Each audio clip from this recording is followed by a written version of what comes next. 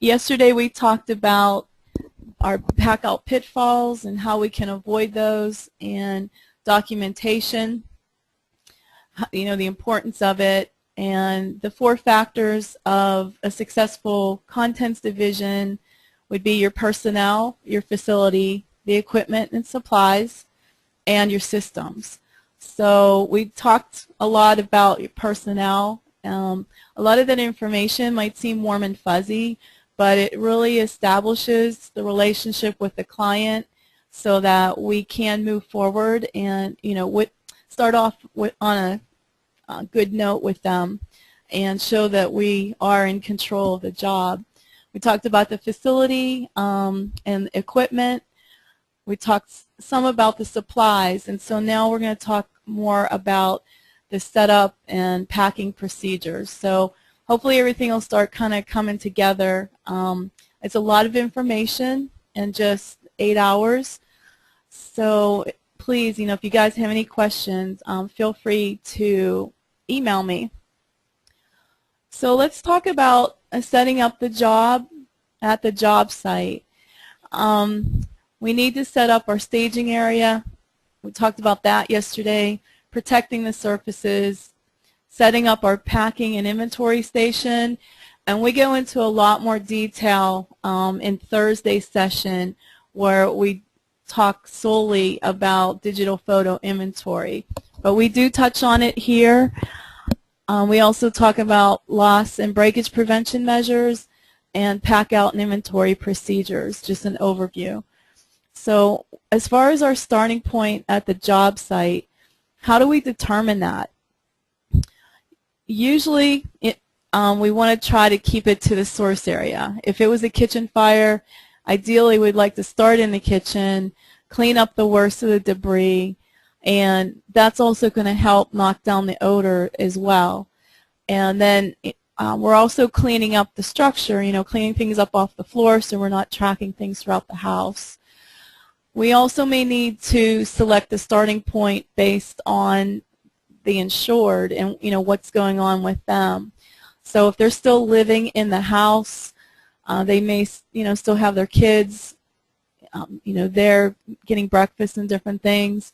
If they're not there, then some factors would be dealing with the cause and origin crew, seeing when they are going to release the entire house over to us, so that we can decide where we can actually start. As far as our staging area, it's just a general area where we're going to keep all the boxes and supplies. So we want to put down a drop cloth to protect the floor or the carpeting, or we could use rubber back mats, if it's only a small amount of supplies. Any cleaning supplies that we bring in, any liquid, should always be kept in flat bottom crates so that if there is any leakage, it's confined to the container. And then as the crew is using up their supplies, if they have anything left over, then they would return it to the staging area so it's available for the rest of the crew members. Here's an example of an area that was used for the supplies. They didn't really have a staging area set up. So we see the supplies directly on the carpeting, up against the wallpaper. So it's not really, a good example of how to store our supplies at the job site. And as we're working in the home, we want to always protect the surfaces, the floors and carpeting, the walls. I was working for a company in Phoenix, and they had just hired a previous public adjuster, and he actually told us to walk so that we smash the nails and the debris into the ceramic floor and try to scratch it, because he definitely wanted to replace it. So, I mean, that was just wrong. We need to always be protecting as many of the surfaces as possible. When we're working with our cleaning, our bucket of cleaning solution and cloths, we need to put down a rubber back mat to catch those drips. as we're wringing out our claws, we don't want to cause any, further damage to the flooring or the work surfaces. So, just taking the time, again, slowing it down to speed it up, that when we first get to that job site, just making sure that everybody takes at least half an hour to set up the job site. Rather than just trying to set up a table and start doing the inventory, we should prep our job site.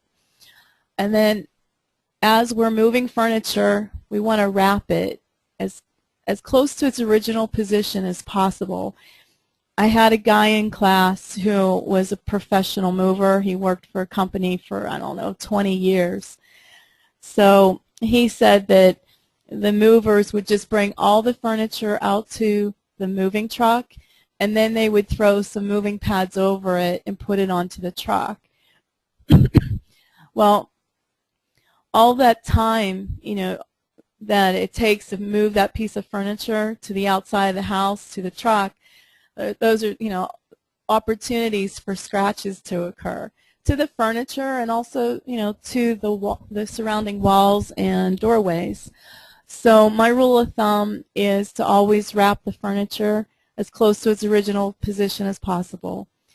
And when we're using our cleaning supplies and packing supplies, we don't want to ever put anything on the surface of the insured's belongings. So cleaning cloths, tape guns, if we're going to be tempted to put something on a wooden table, then take everything off the table and put a moving blanket on top of it, just to ensure that we don't scratch it. We never want to lean ladders against the furniture. The ladders should be placed lengthwise along a wall and leaned against, the lower portion of a wall, so there's no chance of it falling over. And if we have to use any of the insured surfaces, like typically in a kitchen, we may need to use the island or the countertop. If you do, then put plastic sheeting over the countertop and then a moving pad on top of that. If the homeowners are there, I always like to ask permission and explain to them what we're doing and why. As we choose our packing location, we want to use that extension table that I showed you yesterday and make sure that we have really good lighting. We don't want to rely on our flash from our camera because it's going to create shadows and it's going to bounce back and create white spots in our photographs. We also want to make sure that the location that we choose is not in the line of traffic. If it's a busy time of the day, for example, if the other employees are bringing in all the supplies, we don't want to set up right in the middle of the traffic zone. So we want to be out of the way because as we're handling contents, we don't want someone bumping into us and causing us to drop something. Here's a typical pack-out station. These are the supplies from our essentials kit that we sell on our website.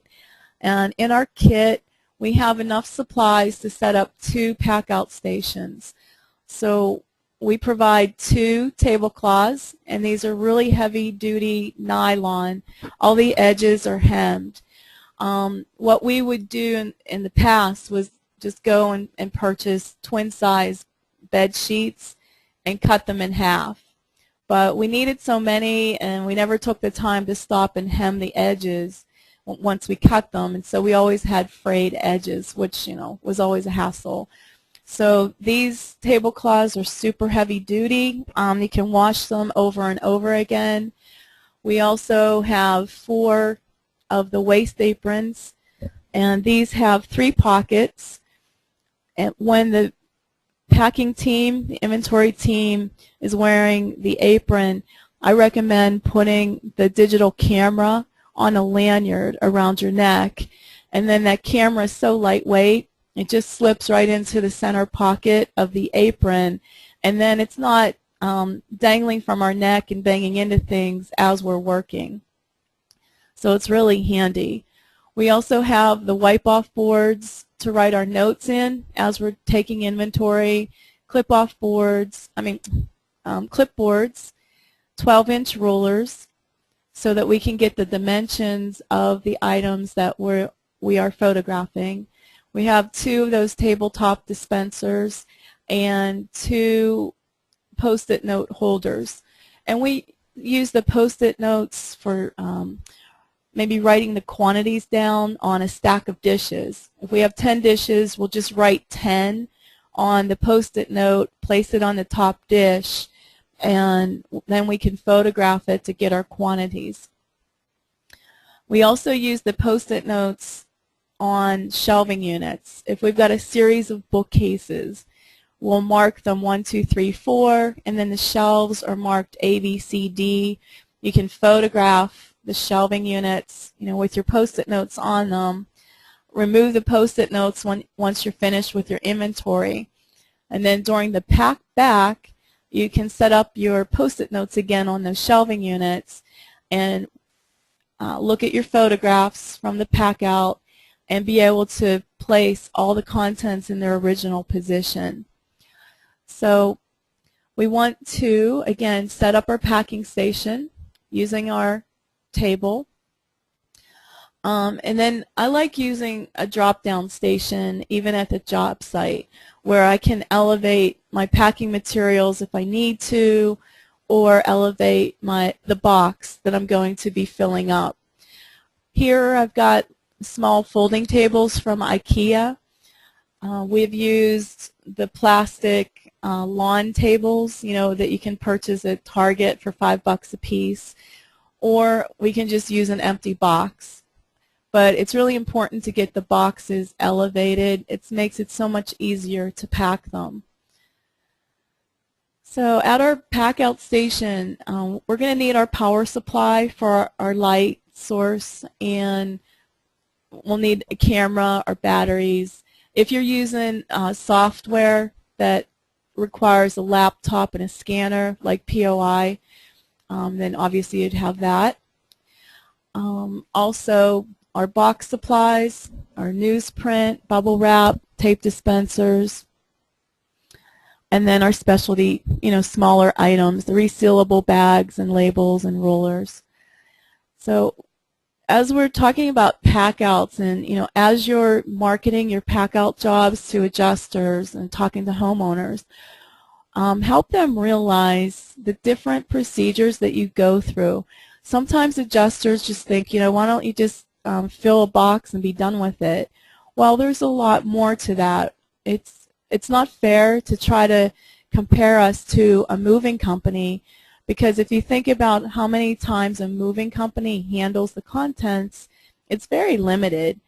They pack the contents at the house, they transport them to the next location, which is, the home, and then they're unpacked again. So they handle those contents 3 different times. An exception would be if the contents are going into storage for a few months, and then you'd have another delivery. So anywhere from 3 to 5 times that they're handling the contents. When you think about a restoration company, how many times do we handle contents? We have to inspect the contents that we're going to pack. We have to photograph them, inventory them. We're going to wrap them, transport them, and then once they're at your facility, are they going to your drying room, your deodorizing room, to a holding area? Are they going to be put directly into vaults? And then when it comes time to clean them, they have to be pulled down again, taken to your cleaning station. They may go through the drying room again, and then they may need to be deodorized. And if the contents have to go to a subcontractor, how many times is that subcontractor handling those contents? Whether it's boxed items like electronics or appliances, pieces of wood furniture. So we have to wrap our contents a whole lot differently than a moving company. Another difference with a moving company is their liability. So movers will charge for their services by the pound. So their goal is to get as much into a box and then they want to get as many households onto a truck as they move it across the country. So they are really trying to compress everything. Their breakage, if you do not get any kind of extra insurance with the movers, then their liability is limited to maybe 69 cents a pound. So if you can imagine you're holding a can of soda, which is maybe 12 ounces, and you hold your digital camera in the other hand, which one is going to weigh more? Usually it's the can of soda, and they're going to be liable, if they lose each one, they're only liable for 69 cents a pound. So for less than $1, they can lose something that could cost $200. With us, we don't have that kind of luxury. We're usually expected to pay for the replacement or some imaginary value that the homeowner applies to the item. So it's not apples to apples when we're comparing ourselves to the moving companies. So we need to realize and explain to our clients what exactly we're doing. With that being said, we don't want to overinflate what we do, because then the adjusters might think, oh my gosh, how many times are you really going to handle it? And if we'll let them know how much we really do for the inventory, they may say, I don't want you to do inventory. At that point, we've got a situation, because ultimately when we're doing an inventory, think about it, who is that really benefiting? Does the insurance company really care about your inventory on restorable items? Are they liable for those items? No, they're not. They are interested very much so in all the information for total loss. They want the size, the shape, the age of the item. They want a lot of details on non-restorable items, because they're going to be paying replacement costs on those items. But with the restorable items, all the responsibility is on you and your company. So it's all, how we look at things, the type of inventory that we're taking. So we really need to take counts of every single thing that goes into a box. My view is we need lots of photographs of what we're packing out. So we don't want to make it seem like our inventory is so elaborate and that it takes a long time, because it's more of a CYA function within our own company. So that being said, we have to just be balanced on the way that we market our services, and also educate our clients on the true value of what we do. We need to think about documentation. What kind of photographs are we really going to take? I highly recommend, before you even start working in an area, to photograph it. Each day of your pack out, or if you're doing any kind of work on a job site, I recommend taking initial photographs as soon as you enter the home. You want to document how you found things on that particular day, because you don't know who was in the home the evening before. So we want to take photographs, especially when we are doing our inventory or working in a specific area. Open up the closets, the cabinets, any pieces of furniture, and get your photographs of the insides. Now, based on what we talked about yesterday about packing a box, we want to pack it, number one, by the room, and number two, by the cleaning station where it's going to be processed. So let's take a look at this item. We've got an open shelving unit, and we've got crystal liquor bottles on top. We've got wooden items, glass items. We've got a candle here.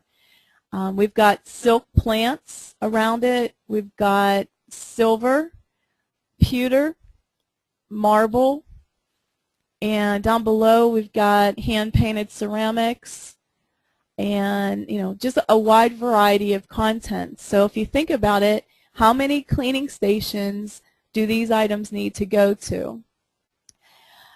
number one, we want to look at the whole item and figure out, do we have any total loss items on here? So I see some candles, and I also see a candle in a glass jar. So this one, you know, we might make an exception to if we can keep it upright in the box, and we know it's not going to tilt in case it would spill out any, you know, melted candle wax. But for the most part, I'm going to just total loss all the candles.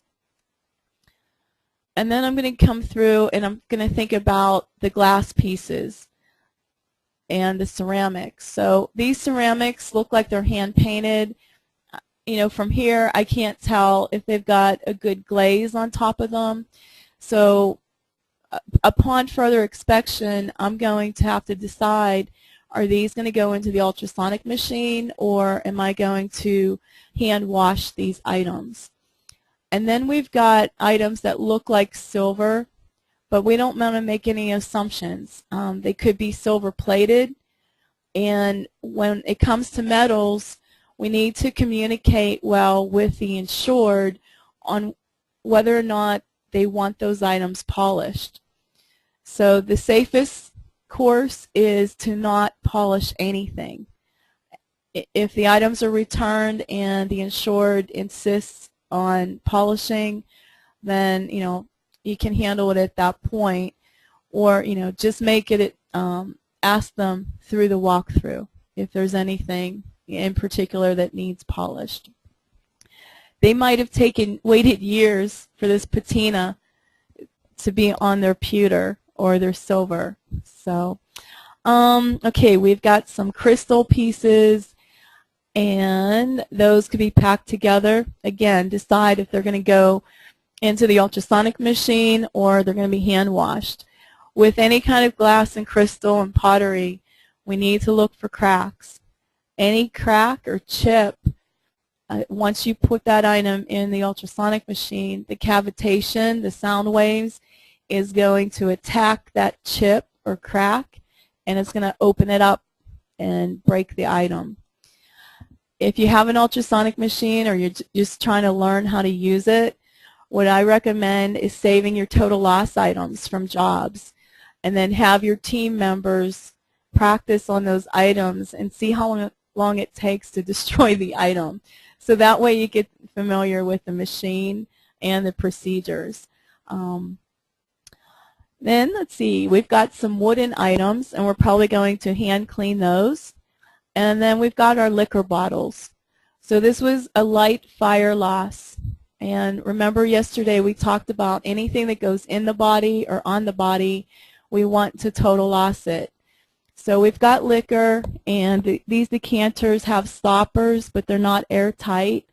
So now I'm going to recommend to the homeowner that we total loss all the liquor inside the bottles.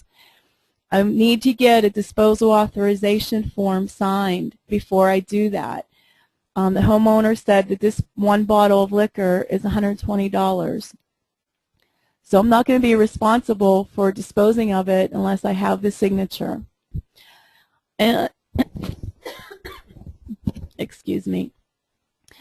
And then once we have that signature to dispose of the liquor, I personally would prefer to dump it down the drain while I'm there in front of the homeowner, so that there could be no accusations that our team members siphoned it off and had a good time at their property. And then once we empty those bottles, we've got empty decanters. Again, we need to check each and every one of them and make sure, you know, whether or not they have cracks, and decide if we're going to clean them in the ultrasonic machine or hand wash them. Now, if the homeowner insists that they want to keep their liquor, I would leave these bottles on site, ask them to empty them into jars, and when the decanters are empty again, then I would pack them and take them with us. So with our photo documentation, we want to document pre-existing conditions.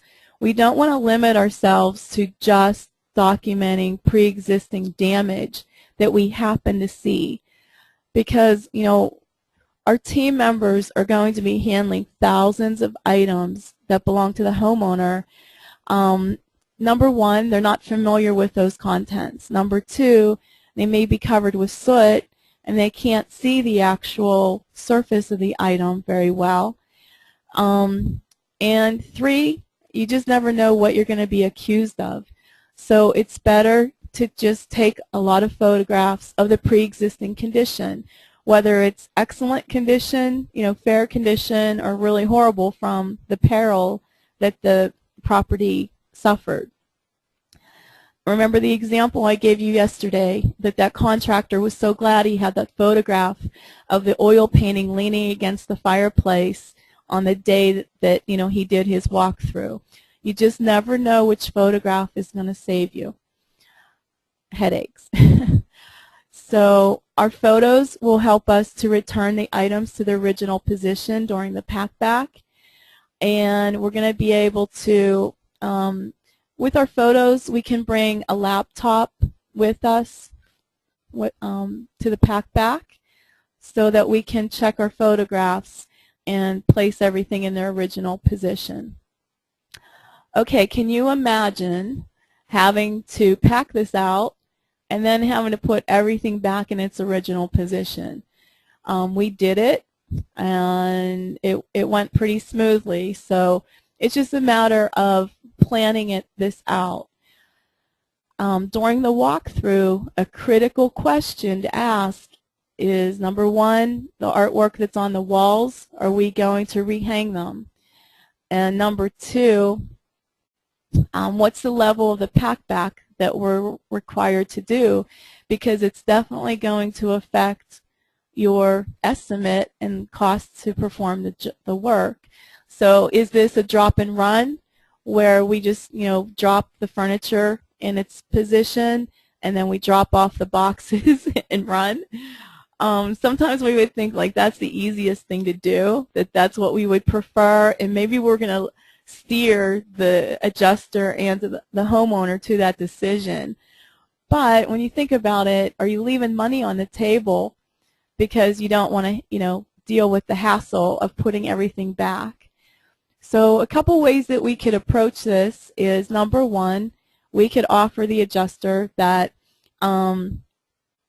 we feel that the pack back is probably going to be about 80% of the time that it took us to do the pack out. And we feel confident that we could put everything back in its original position based on 80% of the pack out.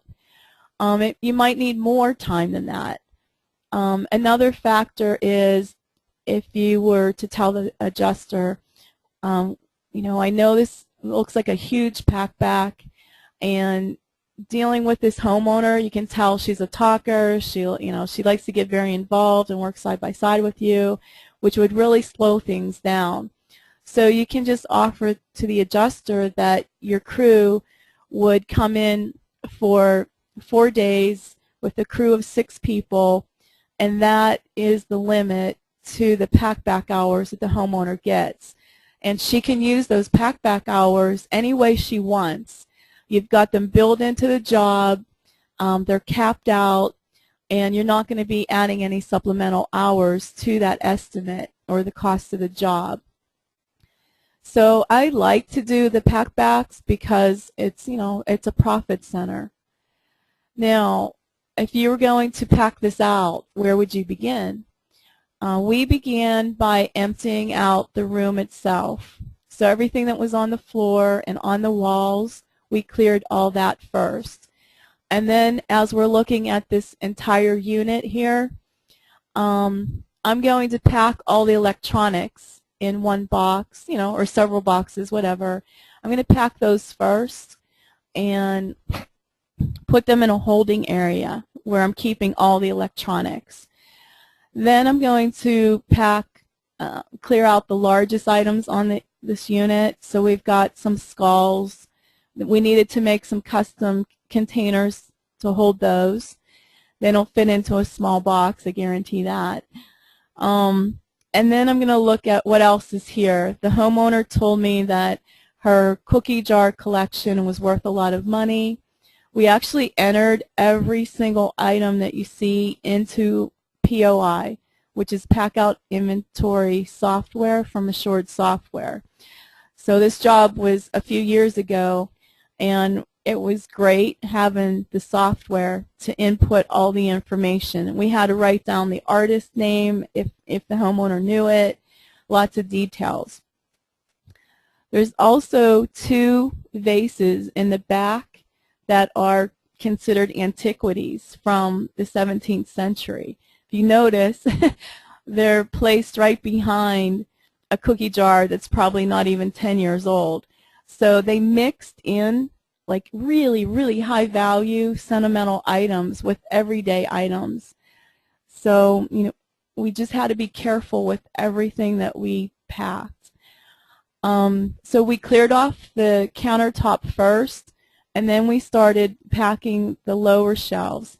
Again, this is where you can use your Post-it notes, where you label this shelving unit A, and then this is B, C, and D, and the shelves could be started at the bottom. If you think about an office building, the floors start at 1, so this is shelf, I'm sorry, we start the numbers at the bottom, and then the shelving units A, B, C, D, and then the numbers at the bottom, 1, 2, 3, 4, 5, 6, 7, 8.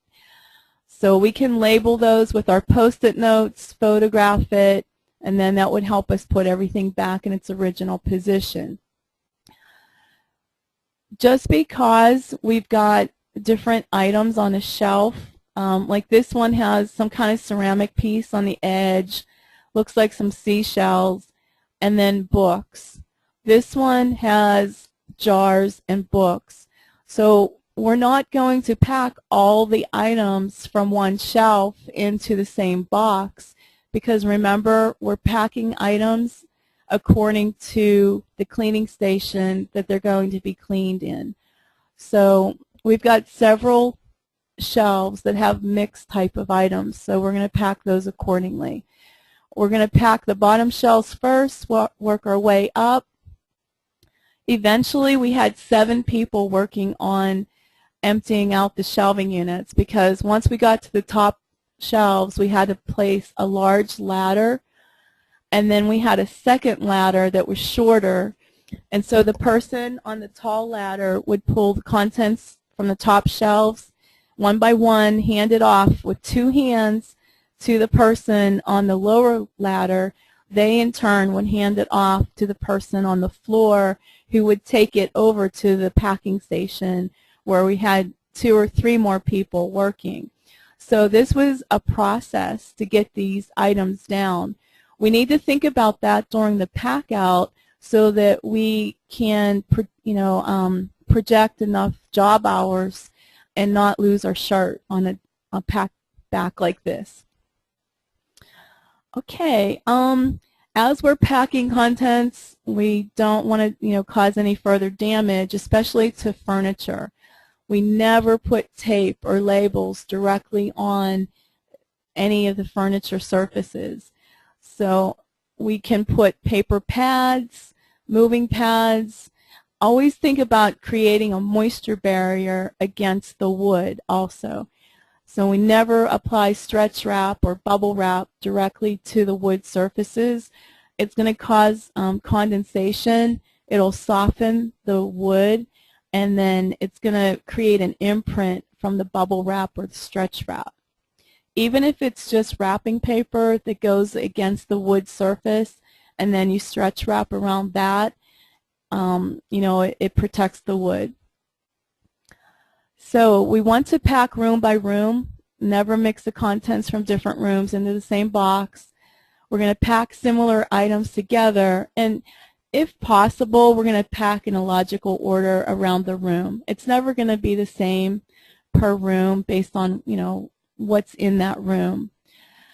We have to determine where the contents are going to be routed to, which contents are going to stay on site, which ones are going to go with the insured to their temporary location, what are you going to store at your facility, and then what needs to go out to specialty service providers. So at the house you may want to set up holding areas I already mentioned the ones just for electronics. You might want to keep all the china together in a certain holding area.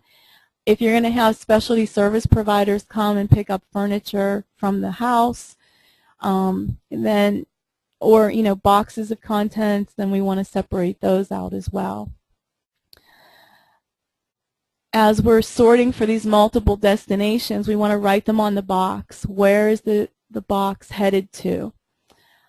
And then as we start to inventory rooms, we can inventory the large items first. So if your packing team gets there first, they can go through and inventory like the bed. As you inventory a bed, you need to create separate labels for the mattress, the box spring, the bed frame, maybe the bed slats, the headboard, and the footboard.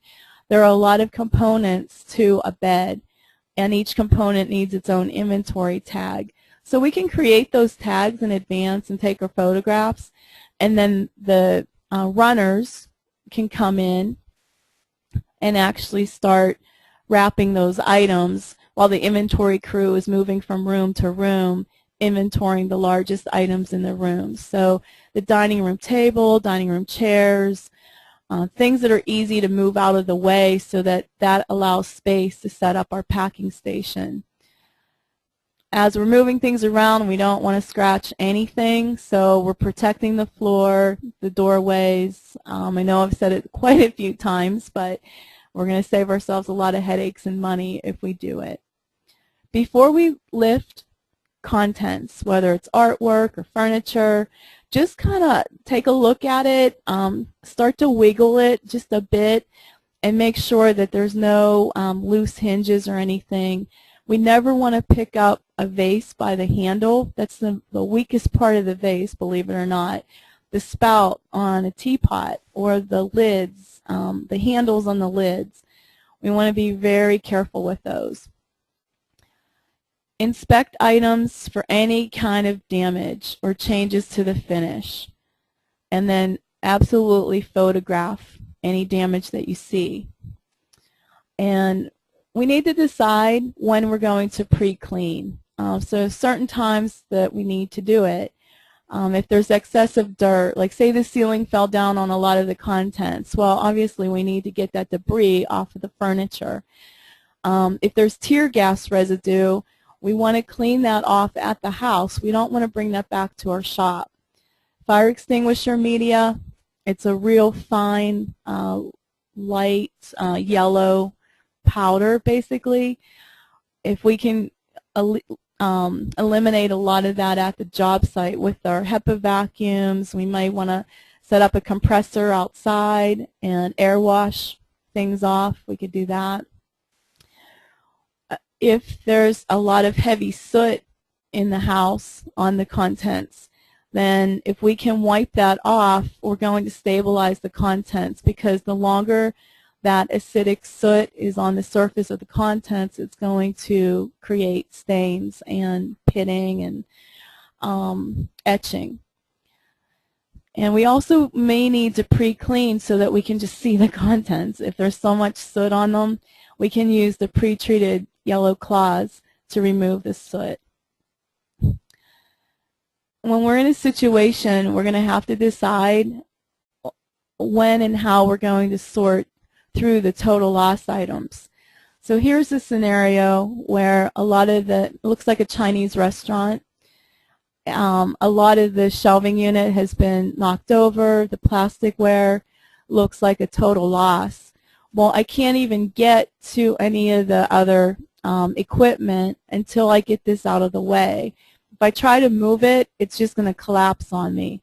So the first thing I'm going to do in this situation is get these total loss items out of the way. Get them outside, put them in the dumpster. We may have to inventory them before they go into the dumpster. So we have to stage out what we're doing and how we're doing it. There are going to be situations where the total loss items are the last thing you're going to spend any time on, and that would be if it's a nice house with fine antiques. the pianos, the wood furniture, they need to be lifted up on blocks. They need to be wiped down, moved out of the property, so get them out of the humidity. And we wouldn't even spend any time on total loss items. So it just all depends. And that's one of our mottos too, right, with pack outs. It just all depends on each individual job.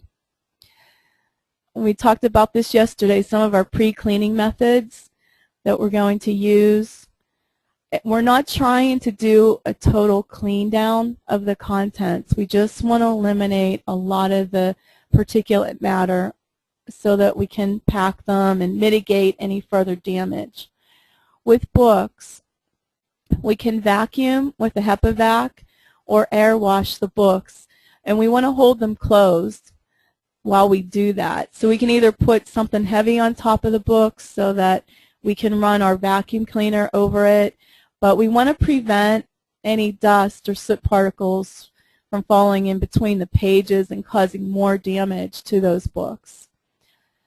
And I talked a little bit about the inventory and the reason for the inventory. You are the #1 reason that you're taking inventory on a job site. It's a CYA function so that you can document what you actually handled and had care, custody, and control of. #2 reason you would do it is customer service, so that the homeowners have a record of what you handled. And you know, the insurance company, like I said, they really aren't too concerned about the actual inventory because they're not liable for anything. Obviously, they want documentation. I'm not saying that they don't, but you know, just as you're trying to decide how you're going to do your inventory, you know, think of those things. Handwritten inventories are very limited. By someone's handwriting, the description they write down. If that's all you have is handwritten information, then you're really at a loss because it's just your word against the homeowner's word. Digital photo inventory, which I teach, it provides you so much protection because you're gonna take a lot of photographs. Photographs are very easy to take. You don't have to write a lot of information down. And they're indisputable. You know, if you're looking at a photograph, it's hard to disagree on what you see. There's quite a few different inventory softwares on the market. My biggest question is, how easy is it for the field technicians to take the inventory? What kind of skill level do you need from those inventory technicians? Are you going to have enough people on board in your company that are trained to use the inventory software properly? So if so, you know, then it's just a matter of what your preferences are with the software. With digital photo inventory, we're going to create a large label. This is half a sheet of paper. We're going to write down the employees' names who packed the box. Where are the items from? What size box are we packing? Where are the contents being routed to? You know, which cleaning station or which subcontractor?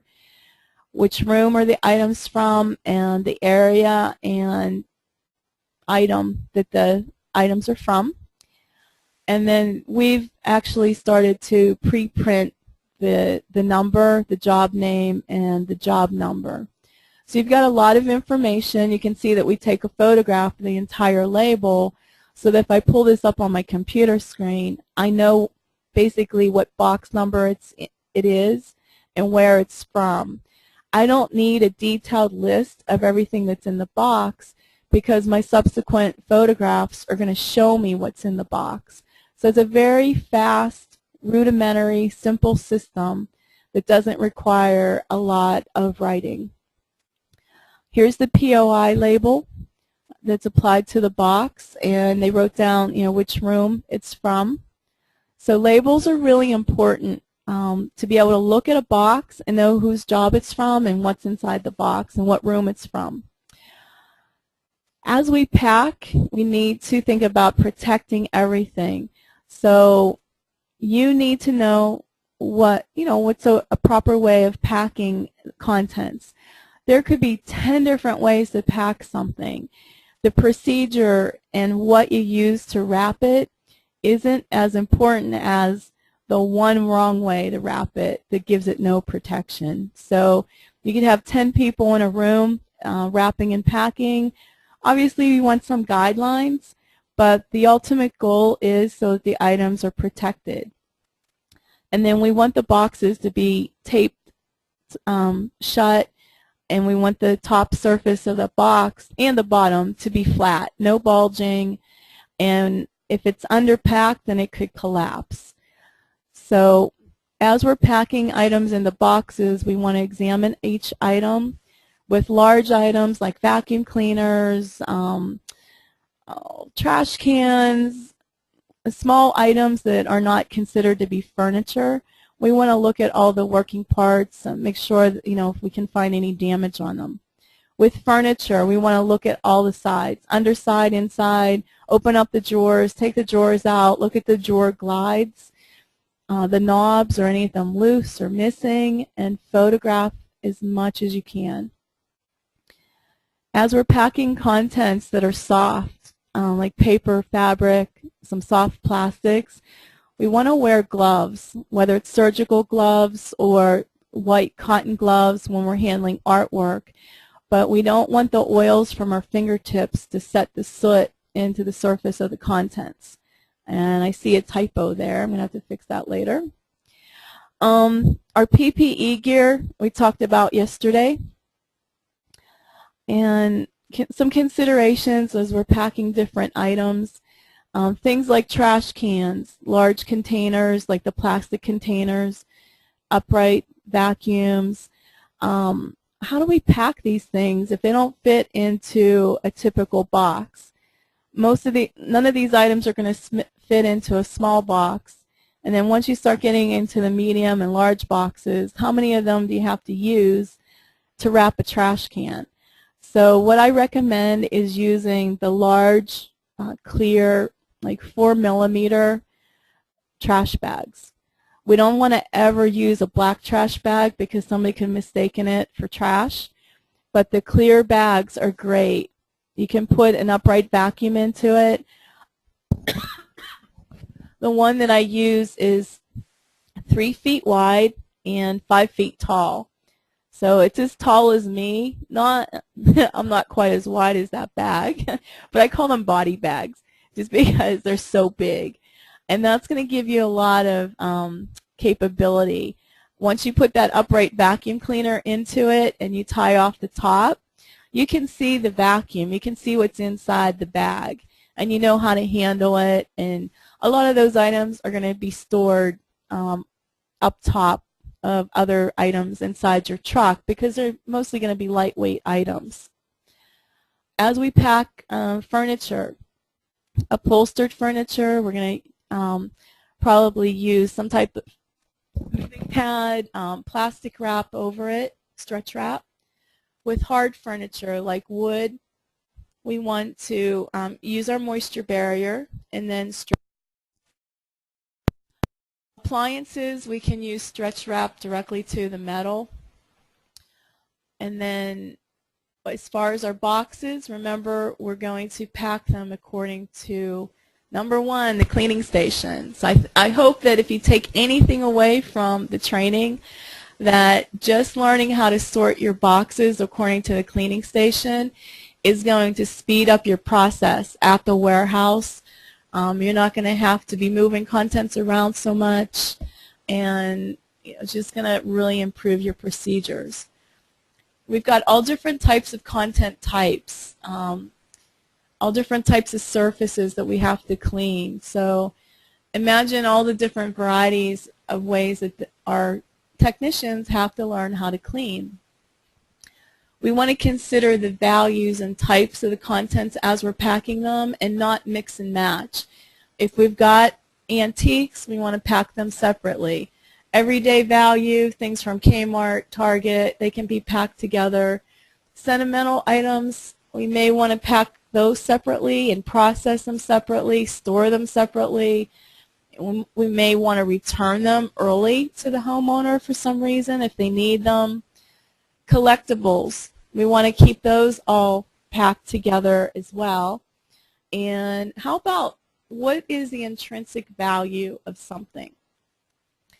Intrinsic means that it's particular to that specific item. So intrinsic value comes into play, especially with businesses. If we've got a business that we're trying to get them, back in business within a few days, if they've got, like, say for example, it's a lawyer and he's got his law books. Maybe you could go on to eBay and find replacements for those books, and it would be, the replacement cost would be half of the cost it's going to cost you to clean a book. So say it's going to cost you $10 to clean a leather-bound law book. You can find it on eBay for $5. Well, what makes it so unique to that lawyer that he would not accept the replacement? It's going to be things like autographs. Maybe his professor signed the book. Maybe he has his notes from class, from university. So there are things about that book that make it really unique to him, to the owner. And you may be able to clean that book within a day or two and have him back in business, whereas replacing the books could take weeks. So, it's a unique angle, to think about as we're asking people about their contents throughout the walkthrough. As we think about the cleaning process, what can be wet cleaned? Glass, ceramic, plastic, metal, painted items. All of these different types of items, though, may not go into the same box. You might categorize them and pack them separately. Some dry processing methods. Documents, they might be files or binders, may not mix them in with books, with novels. Then we've got lampshades and wooden items. They don't all need to be in the same box. If we'd like, we can mark our boxes according to the soil level. So we could use red to indicate heavy soil level and green for light. And this may come in handy as you're processing contents through the ultrasonic machine. Some companies may have the Marantz unit where there's no filter, and you may want to start out cleaning really delicate, lightly sooted items first while the water is very clean, and then as the water gets dirtier, then you can clean the dirtier items. So, this might come in handy for you someday.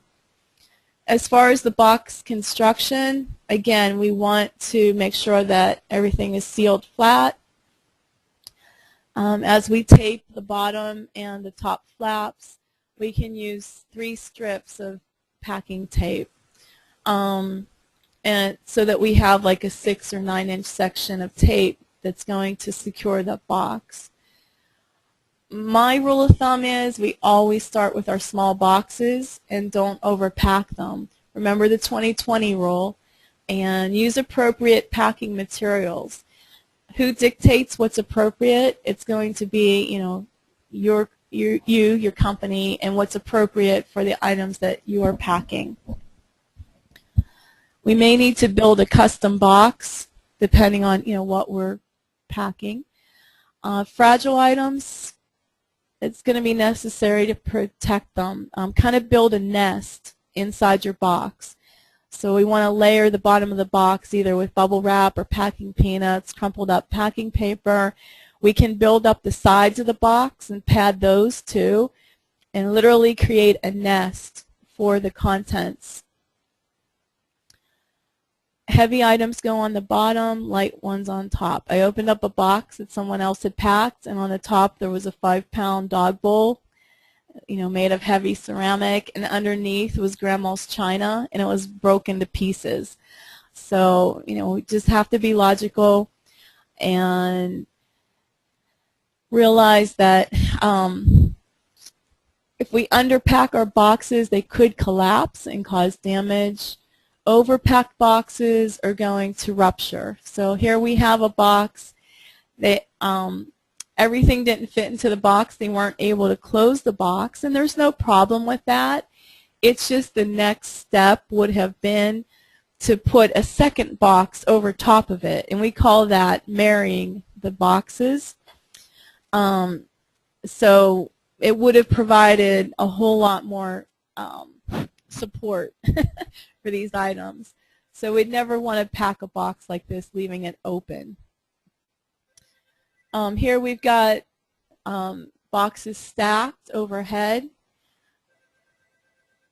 And then this box is left open with things hanging out. So not recommended at all. Here we've got furniture. The company was bragging that they store their furniture 2 inches apart. Well, they just forgot to wrap everything. So this was a client of mine, and a lot of these issues, when I went in to do the training and consulting with them, we went through their warehouse and I made suggestions, and in the meantime, they have really improved their whole procedures. I haven't been back to visit them. They're out in Kansas. But I keep begging them to send me the after photos so that we can show the contrast of how much they've improved. So again, boxes that are open. Here we've got plastic over some of the pieces. These items have already been cleaned. And this is a big, huge open warehouse with 8 overhead doors that they would keep open. So the dust would just blow into this warehouse and everything would get re-soiled and needed cleaned again. Unsafe storage of contents on the upper level, and it's just not attractive. You know, would you want to bring adjusters through here and show this off? I wouldn't. Here we've got wood on wood, no protection whatsoever, and just really sloppy packaging. If there was any kind of earthquake, tremor, I would not want to be standing below any of these areas. So again, just carefully pack items. Dishes and plates should be wrapped and placed vertically on their edge inside the box. And that's because all the weight would just be on that one edge instead of being stacked and all the weight being on the bottom dish. Again, create our nest at the bottom of the box, and then with small knickknacks, we can wrap an item first. Here we've got 3 little figurines. We wrap the first item, the second item, and the third, making sure that none of the surfaces are touching each other. Everything is protected with the bubble wrap. And then 1 piece of tape would go on this, and she can just snap this off with her tabletop tape dispenser. And these edges don't need to be pulled in and taped. They're just going to become padding inside the box. Here we've got multiple items. We're going to photograph them first, get the measurements, and small items are going to be bagged and labeled. So we're talking about our packing procedures and our inventory. So without giving you all the details of digital photo inventory, you're kind of getting a glimpse of it. So we want to always have our ruler showing the size because, you know, I gave you an example yesterday with Lladros. If this were a Lladro made in Italy, then the size is going to determine the value. So if a 4-inch version of this piece is worth $400, but a 12-inch version is going to be worth $1,200, and you do actually lose it, guess what size the homeowner is going to tell you they had? So you need to document what you actually pack out. It's for your protection. So we want to take photographs of the labels, the markings, and try to preserve those through the cleaning process as much as possible. Here's an item. It has a tag on it. We also photograph that. Photograph the bottom of it. And now we're going to wrap it. So we're using our bubble wrap. And you can see using a tabletop dispenser. We quit using this one with a 1-inch tape. It was just too hard having two different sizes of tape, but you can see how easy it is to tape something now, having it. Here we're lining the bottom of a box, and we're putting an item in the center, and we're using the pillow packs. So there are machines, units that you can purchase, and they're not very expensive, that create the pillow packs. And they do come in handy. They come in different sizes too. Like these ones are the larger pillow packs, but there are ones now that create like 2-inch by 2-inch square pillow packs. This totally encased that vase. So if you had a $10,000 vase, this might be a really good solution for packing it. And then we're going to tape the box flat.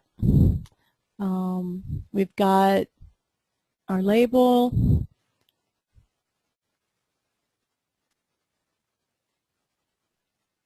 And again, we want to put our routing information on here. We may want to have some special code for high value items without saying high value, so that, you know, if somebody did have access to these contents, that, you know, you're identifying all the high value boxes. They know exactly which ones to take. But again, just routing the information. Maybe this would just say HV storage, like high value storage. What's going to need special attention? Artwork, fragile items, antiques, odd-shaped items. With lamps, we want to remove and wrap the light bulbs so that they don't get thrown away with the packaging material. And wrap the cord, tie it with a twist tie so it doesn't get yanked out of the lamp. And then put it upright in the lamp box and fill it. Here's an example that I got off of a packing. Oh, I'm sorry, you guys haven't seen. I wasn't showing you my screen. Sorry about that, guys. Let me back up a bit to some of the previous slides. Thanks for the note. I really appreciate it. That's the value of our notes.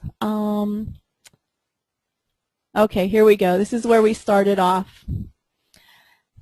So we've got the clown, and we're taking photos of all of the markings on it. And we've got our little German piece of ceramic, and we're going to photograph the label and the markings on the bottom.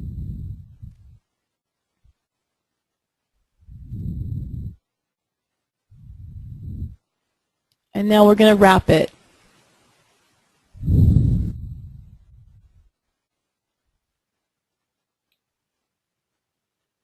And here we're patting the box and putting the $5,000 vase in the middle and using our pillow packs to surround the vase. So this eliminates any shifting inside of the box. And these are the ones that you can have different size pillows created. You can have a tabletop version of this unit or a floor model that's on like a stand with wheels. I recommend the tabletop model because it's going to be easy for you to take it to the job site and make your pillow packs as you need them. Okay. Items that need special attention, and then our lamps. So we want to remove the lampshade holder. We can wrap it separately. And this is a photo I got from an online packing site. So major problems with this packing job. It's ugly the way that they put the brown tape over it. They have some exposed areas, and they have it diagonal in a box. So if there's any pressure on the corners, it's just going to break the lamp. So that's why we want to use the lamp box. Here's the finial. It's crystal finial, so It's expensive, it's fragile. We're going to wrap it separately. And then when we're dealing with lampshades, a lot of them may end up being a total loss. The silk, once it has soot damage on it, the tannins from the soot can actually turn the silk yellow. But if we are able to save any of the lampshades, then we want to use the right size box, place them in the box with the bottom frame flat in the box. We can put small lampshades in the center, put padding around, maybe just some crumpled up paper, and then put another lampshade on top, as long as it's not crushing that smaller shade. And if you're worried about the box getting crushed, you can use another box and cut off sections of that box and roll them into a tube or a triangle and use them in the four corners of the box as a support. So this is how you would not pack a lampshade. You can guarantee damage happening with that one. Okay, remember I told you to photograph all pre-existing conditions. Sometimes it might make sense to even photograph things as you handle them and take them down off the wall. My husband and I photographed us taking this clock off the wall for training purposes. We knew that we were going to be able to show this in training someday. What we didn't realize was that by taking these specific photos, it was going to save us a few $100s. So what happened is, we took our photos. You can see them here. And the homeowner called and said that we lost a piece of her antique clock. She was going to have to send it out to the clockmaker, and he was going to have to recreate the missing piece. So, right away I said, well, let's take a look at the photographs because I don't remember that clock being broken. Tim and I inspected this clock. We didn't notice anything wrong with it. And can you see anything wrong with it? We were stumped. So when she told us what was wrong, she said that this piece of wood is missing right here. So it's on the other side, and you can see it here, but it's not here. So Tim and I were just not used, we're not familiar with this clock whatsoever, and we just didn't notice any obvious damage to it. Fortunately, we got enough photographs that, including this one, showing that the piece was missing as it was hanging on the wall. You can still see the soot webs on the clock itself while it's on the wall. So this picture saved us a couple $100s for repairs. And you can see the pieces missing here also. Okay, dried and silk flower arrangements.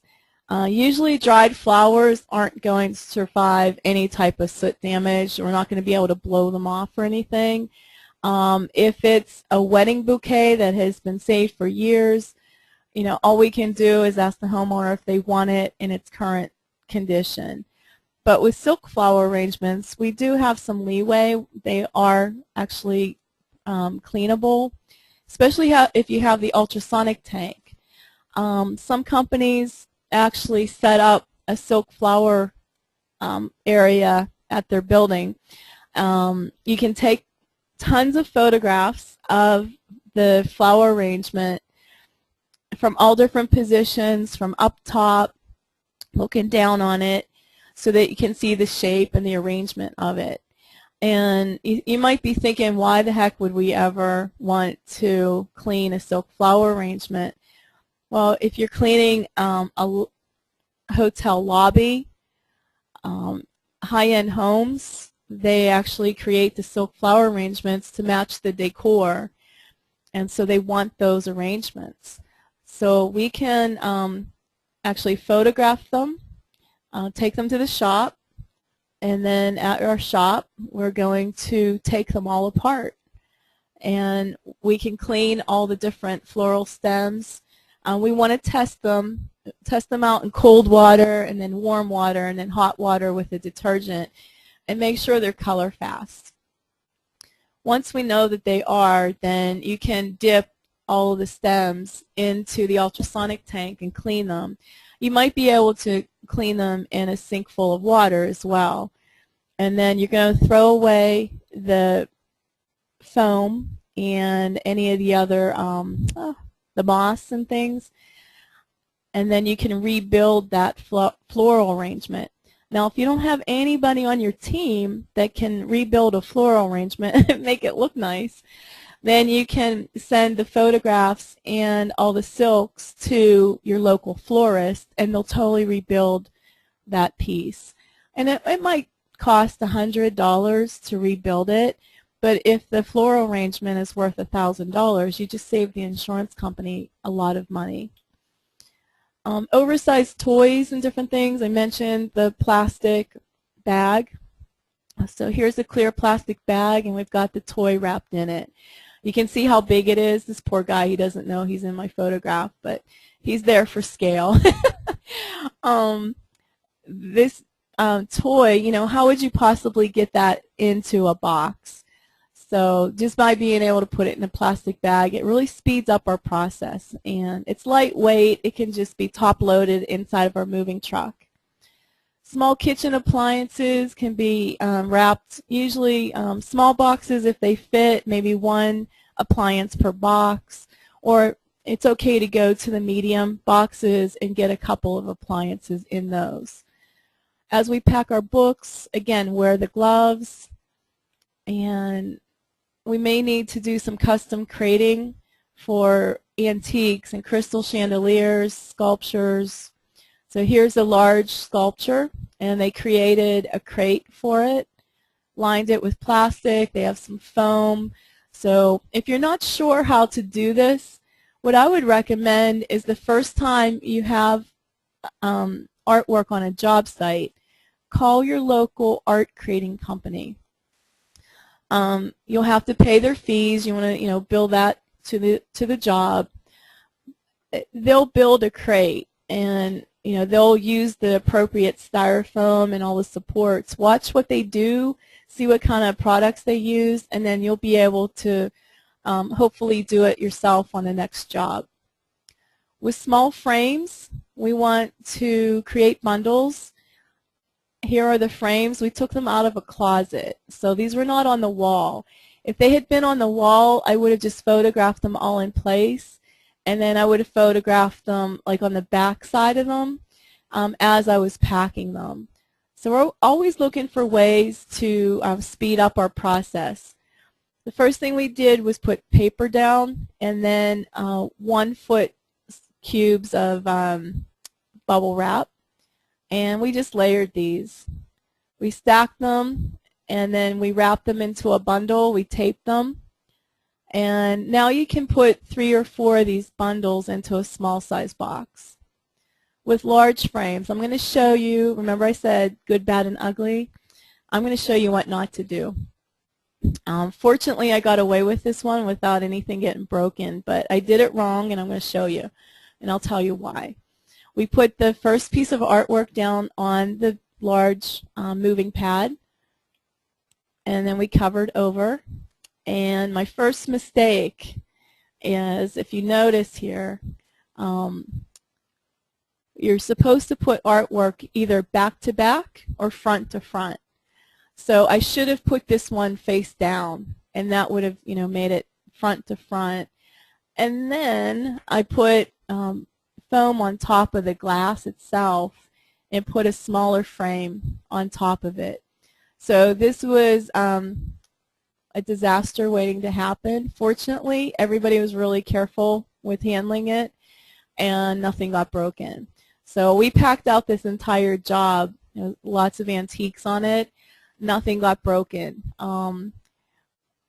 If we hadn't had those photographs on that clock, I wouldn't have been able to say that. But so remember, back to back or front to front when you're packing artwork. So we made a bundle and taped it, and now we could either put our label directly on the packaging material, or we could slide this into a mirror box and put our label on the outside of the box. With our dishes, we want to cushion the bottom of the box, and we can, the same way that I showed you that we just stacked our frames, we can do the same thing with our plates. Stacks of 4 to 6, wrap them into a bundle and put them upright inside the box. Pack them on their edge. Glasses, we want to cushion the bottom of our box, and we can keep them upright if we use the cell packs. And you know, it's important just to wrap each glass individually, or if you wrap 2 glasses together, they kind of give each other support. Pots and pans are so expensive nowadays, you know, with all the designer and, you know, professional chefs selling their pots and pans, that I highly recommend cushioning them in between, especially when they have the Teflon surfaces. Utensils, we can pull the whole drawer of utensils. You know how it's in this holder? You can pull that out and place it on paper. I kind of look through everything and make sure there's no real silver or high value items in there, and then just wrap it. Knives and sharp materials can be wrapped separately. Always pad the sharp points. So if we have to roll up paper or use bubble wrap, just so that those points don't push through and cut somebody, and then label the outside with a warning. We have to determine if plastic food storage containers are restorable, right? A lot of them are not, and some ladies are totally sentimental about their Tupperware. Some of it isn't even being made anymore. It's discontinued, and so they want their Tupperware. We have to decide where was it located, how much heat did it take, and how much soot is on the surface. And did it retain any odor? Can we reverse the odor? And if you have the ultrasonic tank, it gets pretty hot. The ultrasonics is going to open up the pores and release the odor. So obviously cheap plastic containers, we're just going to total loss them. Hand tools, we want to pack those in small boxes, not overload them. I don't like packing hand tools in boxes. What I recommend, if you can do it, is purchase maybe 10 or 20 heavy-duty storage containers that have the flip-top lid, and use those for unique items like the tools. They're going to be big, and they're going to turn out to be heavier than 20 pounds, but you can put them onto a dolly and transport them properly. Otherwise, boxes with tools in them, you know, cardboard boxes, are just going to collapse. It's really hard to move those around. With bedroom furniture, we mentioned about taking them apart. All the bedding, the bed needs to be dismantled, and then those loose parts need to be put into Ziploc bags and attach them to the piece of furniture with stretch wrap, not tape. And then another option is to put the loose parts into Ziploc bags, mark each and every bag the job name and the piece of furniture that it came from. Some companies will collect all the spare parts and put it into a box that's clearly marked loose parts for reassembly. Our headboards, our footboards, our water beds, you might want to photograph things as you start to take them apart so that you can put them back together again properly. And here's a piece of wooden furniture, some good things and not so good things about the way we packed it. We used the moisture barrier, we used the moving pad against the wood, and we covered the wooden legs with paper. And then we stretch wrapped it, which is great. The stretch wrap actually allows you to handle the item a lot easier. It's easier to grip. What I don't like about what we did, and I wouldn't recommend it, is we stretch wrapped around all 4 legs. The problem or potential problem is that if you stretch it too tight, it could put pressure, inward pressure on those legs. And then we marked an X on the top front. So this shows the where we can position the item when it's taken back to the house. When the guys put this in position, they know, where the back of it is, so they don't have to spin it around again when they realize that the drawers or the door is now up against the wall. So it saves time. Any chairs, the arms and legs need to be protected as well. Here we have a folding chair that we're just demonstrating how to use our big plastic bags. If you've got someone who has a bridge set, just a wooden table, 4 wooden chairs, you may want to wrap each one in a plastic bag like I'm showing you. You have to think about the moisture factor as well. So it might not be a good choice. You might want to just wrap them in the moving pads. If you've got a school that has a fire and you've got thousands of chairs on those rolling carts, you're obviously not going to wrap each and every chair in a bag. So just is dependent on the type of job that we're doing. I'm just giving you different ideas. If a school has all those chairs, usually they're on the rolling carts, we could just stretch wrap the entire cart and keep everything so it's not falling off. When possible, we can remove the table legs and leaves. Usually that means that they're going to have to be inventoried as separate individual items. So if you have 4 legs in a bundle, then that bundle is going to get an inventory tag. Appliances, we need to disconnect, and we also need to charge for that too. If you're going to detach and reset items, then be sure to not leave any money on the table. Refrigerators, and we want to total loss the food. There's always going to be exceptions. I had somebody in class from Alaska, and they said if they would tell all their homeowners that their frozen food was a total loss, they'd be really upset because the guys go out and hunt. They hunt the elk, the bear, the deer. So their meat, the replacement cost on their meat is a whole lot different than those of us who go to the grocery store and buy our beef, right? So they're a little bit more sentimentally attached to their frozen meat and fish. But we do need to decide what gets done with the refrigerators, dryers, and washing machines. We want to secure any loose parts in the doors so that they don't get broken. Outdoor furniture, we're going to have to take those apart. Anything that needs to be drained should be drained at the job site. And wall and ceiling mounted items, ceiling fans, light fixtures. Be really careful with the cable halogen lights because they still hold a charge even after the electricity has been turned off. Drapery, hardware, and blinds. Those are kind of tricky to wrap because they can be really long.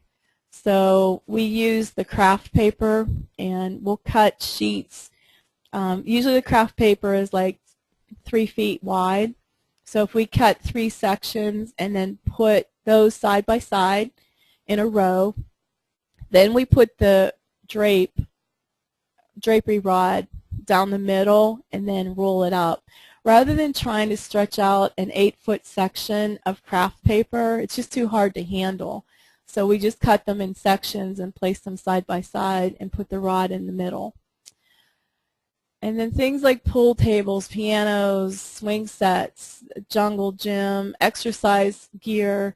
If it's really heavy and bulky, we may be better off just calling a professional to come in and take care of those items. Okay, so we've packed everything. We've taken it to our shop and we've cleaned it.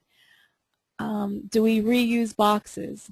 I prefer not to. I like using brown boxes for pack outs and white boxes for pack backs. But what do we do with those used boxes? Well, we can use them to line the vaults with. I personally don't like to reuse boxes because they may have labels that have gotten ripped off. They might have messages on them, you know, handwritten messages, and the old tape is on them. And also, they get weaker as they're being used, and so it weakens the integrity of the cardboard when we reuse them. So here are some before and after photos of plates. These are from an area in the house in the bulkhead. So they took a lot of heat, and it was a heavily sooted job. So we could see that they've got gold trim on the edges. So number one, at the job site, I'm going to let the homeowner know what happened and show them the heat line and the fact that these plates have taken a lot of heat and soot, and we're not really sure what the outcome is going to be, that we're going to handle them very carefully and we're going to take our time with them, but they may not respond. They may crumble in our hands as we start to move them. So we want to set the expectations for the insured so there are no surprises. We're not the problem. They had a peril, and so we're just trying to mitigate the damage. So if these crumble in our hands, we should not be responsible for the breakage. But we were careful with them, and we hand cleaned them, and they turned out beautiful, if I may say so myself. And they also had Wedgwood wine glasses that were worth over $100 a piece, and they turned out beautiful. And heavy glasses and mugs, and you can see the dripping on them where they took a lot of heat and moisture. And we have more Wedgwood glasses. This is actually etching on the outside of the glass, and we didn't know if that would have held the staining, but they came out gorgeous too. Okay, so now we're going to talk briefly about loading and unloading our trucks. Just going over some basics. Usually you're going to have at least one person on your team who just loves to load, and they like, it's kind of like working a puzzle where they want to get everything on the truck. So we want to make sure that we have the proper equipment and supplies. So lots of moving pads, our straps, tension rods, rope, dollies, appliance dollies, hand trucks, and loading ramp if necessary. With your moving pads, if you think about it, I know anytime I've ever rented a rental truck, if I wanted moving pads, I had to pay extra for them. So are you charging for your moving pads on your jobs? Using the ramp and dollies is safer than just trying to hoist everything onto the truck. And we want to be sure that we pack properly so that we have a smooth ride and that things aren't shifting and rubbing against each other, causing more damage. So we want to set aside lightweight items and keep those for top loading, and anything wet or maybe high value, things that need to be processed as soon as we get to the shop, or they needed to be routed out to certain areas, we're going to load those last if possible. And then the heaviest items go on the front of the truck. Upright, flat items can go against the wall of the truck. So we want to load the truck a quarter of a time and pack it as tightly as possible, and then every quarter of the way we want to secure it down with rope or tension rods so that each section is secure. Tim and I moved across country from Pennsylvania to California, and the first thing on the truck was his plumbing truck, and then we had our SUV on it, and then the rest of the furniture got loaded on there.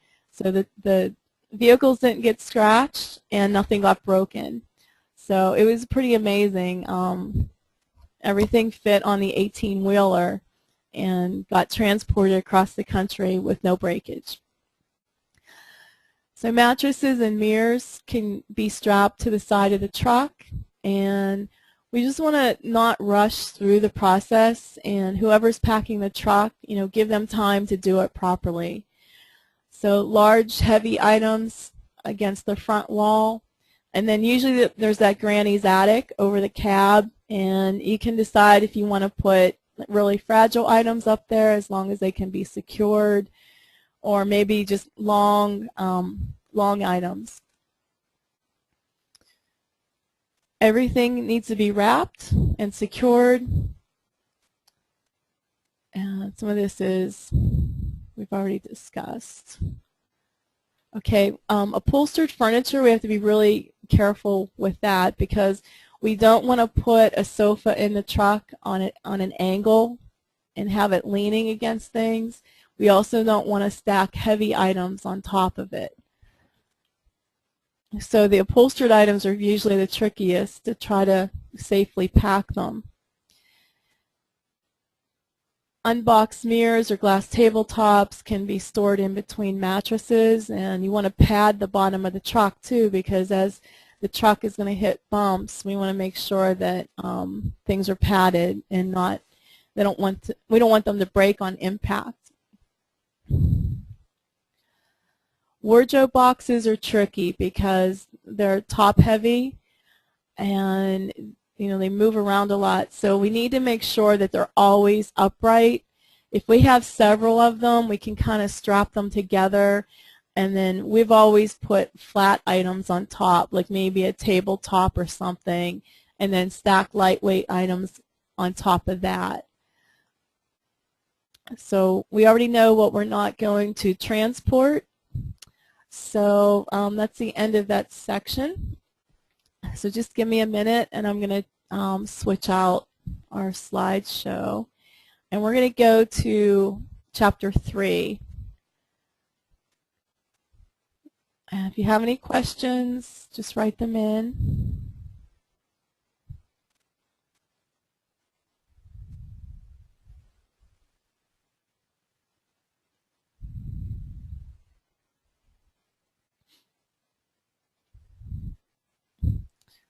So Chapter 3, we're going to talk about the basics of smoke damage. And if you ever get a chance, if you haven't already taken the class, the IICRC class on fire and smoke, I would highly recommend it. We're going to just touch on some definitions and some facts about fire and the different types of soot residue and damage.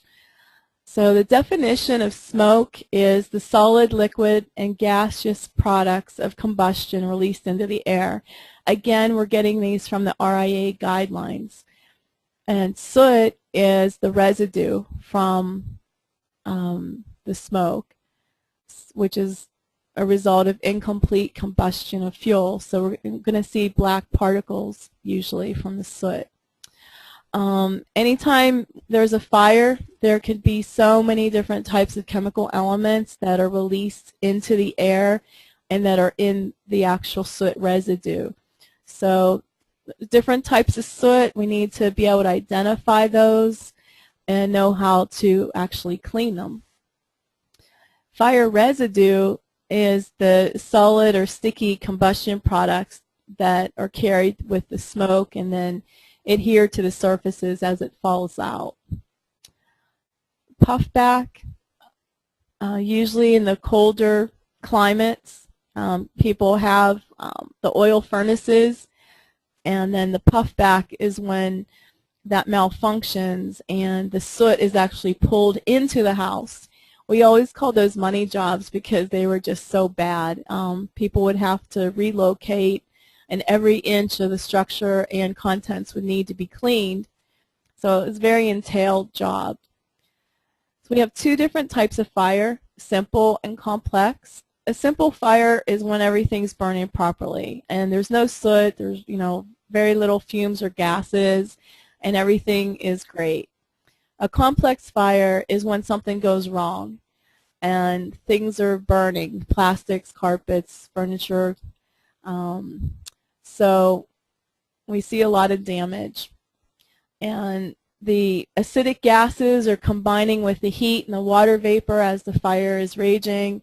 Those gases and the air pressure is causing the smoke to carry soot with it and go behind cracks and crevices. And then as it cools off, we've got a layer of soot on furniture and contents and structure. So we had a job in Pennsylvania where a car battery was placed next to a bottle of bleach in the basement. It self-combusted, and if you think about it, what burned? It was the acid from the car battery and the bleach. So it created a very acidic, corrosive layer of soot on all the contents. So we had to work quickly to wipe off the metal surfaces, marble. So think about what actually burned, on each house. If you know that it was, car battery acid and bleach, you're going to have to act quickly to protect furniture. A factor of a fire is the heat. So as it's burning, we've got high temperatures and the pores of all different surfaces are opening up, and the smoke and water are entering those open pores, and that's what causes the staining and the warping. And the etching and staining can be permanent sometimes, and then the longer that the contents sit in that condition, the higher the chance of permanent damage. So every type of surface is vulnerable. Here we've got impingement. So this is evidence of a very hot fire. The soot is black, and as the air was pressurized and the smoke, was pressurized, when it comes to a vertical surface like this wall, then it splatters. So this is called impingement or splattering. And we saw that on the glass and the mug that I just showed you. Here we have it on a frame in glass. So there's a good chance that when we wipe off the glass that we're going to see etching. All those stripes are just going to be like this little haze on the glass surface itself. Ionization is when the positively charged molecules of soot are in the air, and the positive and negative ions are attracted to each other and form the soot webs. So these can extend for a few feet. It's pretty amazing. So when we see these in someone's home, we want to point them out and let them know that we realize those aren't spider webs. So we can explain what they are. And here we have some more. Now, magnetism is when the smoke particles are attracted to metal. And we want to look specifically for metal surfaces that have soot damage, because sometimes the soot residue is so fine on things that the adjuster questions whether or not there's really soot damage. So we can go directly to our metal parts inside of a closet, go to the rod, and wipe it and see if there's soot there. Is anybody having trouble seeing the screen? I'm getting a message from GoToMeeting that you might not have the best audio. If you have a problem, just let me know.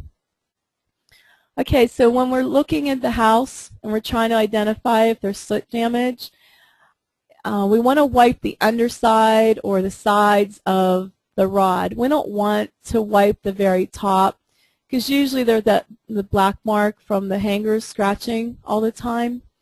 So we want to be honest with the adjusters, and we want to wipe the bottom surfaces.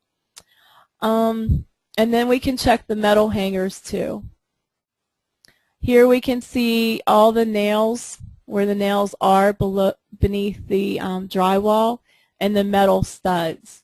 So the soot has been attracted to those areas. Another factor with the heat is that hot air is going to be attracted towards the cold. So it's like if you have in the middle of wintertime, if you have the heat on, and one of the kids open the door and stand there, and we're telling them, hey, you're letting all the heat out, right? Because the heat is attracted to the cold. It's not so much that the cold air is coming in, but we're losing our heat from the house. Well, that hot air during a fire is going to be attracted to the cold areas.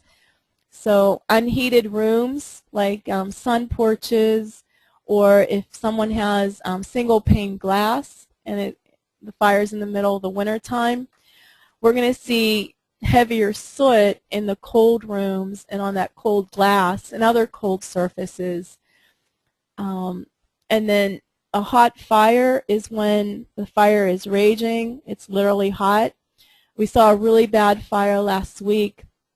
It started in the garage, and within 30 seconds it got so hot the family got out in time, but it actually burned the 2 cars out in the driveway as well. And not very many of the contents were restorable. A cold fire is a smoldering fire when natural materials are burning, and it takes a lot longer for the natural materials to burn sometimes. So this is evidence of a hot fire. Here we know that all these surfaces have been opened up, and the soot just permeated the popcorn ceiling and the drywall. To give you an example of a cold fire starting, a friend of mine, she was working for me when I had my restoration company in Pittsburgh, and she went home and the fire trucks were just leaving her house, and her 17-year-old son was babysitting their 12-year-old son who had learning disabilities and loved matches. So Doug smelled matches and went to Timmy's room, and when he got there, he didn't see anything, and Timmy swore he wasn't playing with matches. About an hour later, Doug could see the smoke. And what happened was when Timmy heard Doug coming, he opened up the little cubby hole to the attic and threw the match onto the insulation. So it was just kind of smoldering. And that's what Doug initially smelled. But, it was such a cold, low pressure type of smoke that when Timmy closed the door, there was no visible smoke in the bedroom. And then as it, started burning more and more, it caught the wood trusses in the roof system and burned. So it was pretty sad seeing a little kid's room all burned up like that. So smoke is influenced by the pressure, and it's going to force the soot into the nooks and crannies, and that includes some contents as well. So when there's a pressurized fire, then we need to clean the inside surfaces of the dressers and nightstands and every surface of the furniture. Now, free-floating smoke is like what I just told you about with that attic fire. If they had gotten to it soon enough, there probably would have just been a little bit of soot on the horizontal surfaces in the attic and in the bedroom. Driven smoke, we're going to see that on vertical surfaces such as walls and sides of furniture. With a cold, slow fire, we may go in afterwards. If they put it out quickly enough, we may need to just clean the horizontal surfaces of the furniture, clean the carpeting, and not have to get real detailed cleaning and deodorize everything. Now, fire is affected by the wind and water and acid. So winds can stir up the fire. So in the case of our friend's house, the firemen put out that first fire. At midnight, the winds kicked up again, and the firemen missed some burning embers up in the roof system, and the second fire was worse than the first one. So imagine how traumatic that would be to, have a second fire on the same night. Negative air pressure also affects the level of soot and how bad the fire is throughout the house. So if someone is home and they start opening up doors or the ventilation system is on, it's just going to spread that smoke and soot throughout the house. If there are water vapors coming off, from the firemen's hoses, broken water lines now are adding water on the scene, then that's going to vaporize, and now we have a wet soot, which is comprised of acids. So it's going to be a very corrosive type of soot that's on furniture, upholstery. So we have to look at the textiles, make sure that upholstered furniture, whether or not the dyes have started to run, and usually that's not reversible. So we want to dry the areas as soon as possible, because as long as that soot is wet, it's considered acidic and it's going to cause damage. If we can stabilize it by drying it, then we're going to save time and save a lot of contents. With metals, we want to go through the house, structural items like faucets, metal curtain rods. We want to wipe those off and protect them with WD-40 so that they don't start to pit. With contents, we're looking for brass items, metal, aluminum, so that we can wipe those off as well. Okay, we need to realize that everything is vulnerable to smoke damage, and there are different types of soot residues. We've got dry, wet, synthetic, protein, oily, and puffback. We're talking about the different types of soot residue. So we've got 6 different types that we're going to talk about. The first one is dry soot. So it's a result of natural items that burn, things such as wood, paper, cotton, silk, wool, jute, cork, and feathers. So sometimes it's, these are items that burned quickly, the fire was put out very quickly, and we've got the natural residue. This is the easiest type of residue to clean up because it's going to be a dry type of residue. It can be vacuumed, and then it can be wet washed with a neutral cleaner. Very easy cleanup. Now, with wet soot, it's a little more challenging. It's going to take more time. Wet soot is when there was high moisture content in the building as the fire was burning. So we need to wet wash the wet soot. We don't want to vacuum it. Even if the building's been dried down, the soot is going to be very greasy. So we need to use a degreaser and an odor counteractant. I recommend using odor counteractant with all of our cleaning solutions. So you want to choose a line of products that are compatible with each other. So try to stick to the same brand name because they've been engineered to work well together. Synthetic soot is when plastics, nylon burns, upholstered furnishings, like when the stuffing, the foam cushions burn. It could be from electrical fires and plastic water lines. So it has a very distinctive appearance to it. It's going to be a greasy, curly residue. If you wipe it with a dry cloth, it's definitely going to smear. So here's an example of what it looks like. So it almost looks like lint, like black lint. And as you look closer at it, you can see all the squigglies.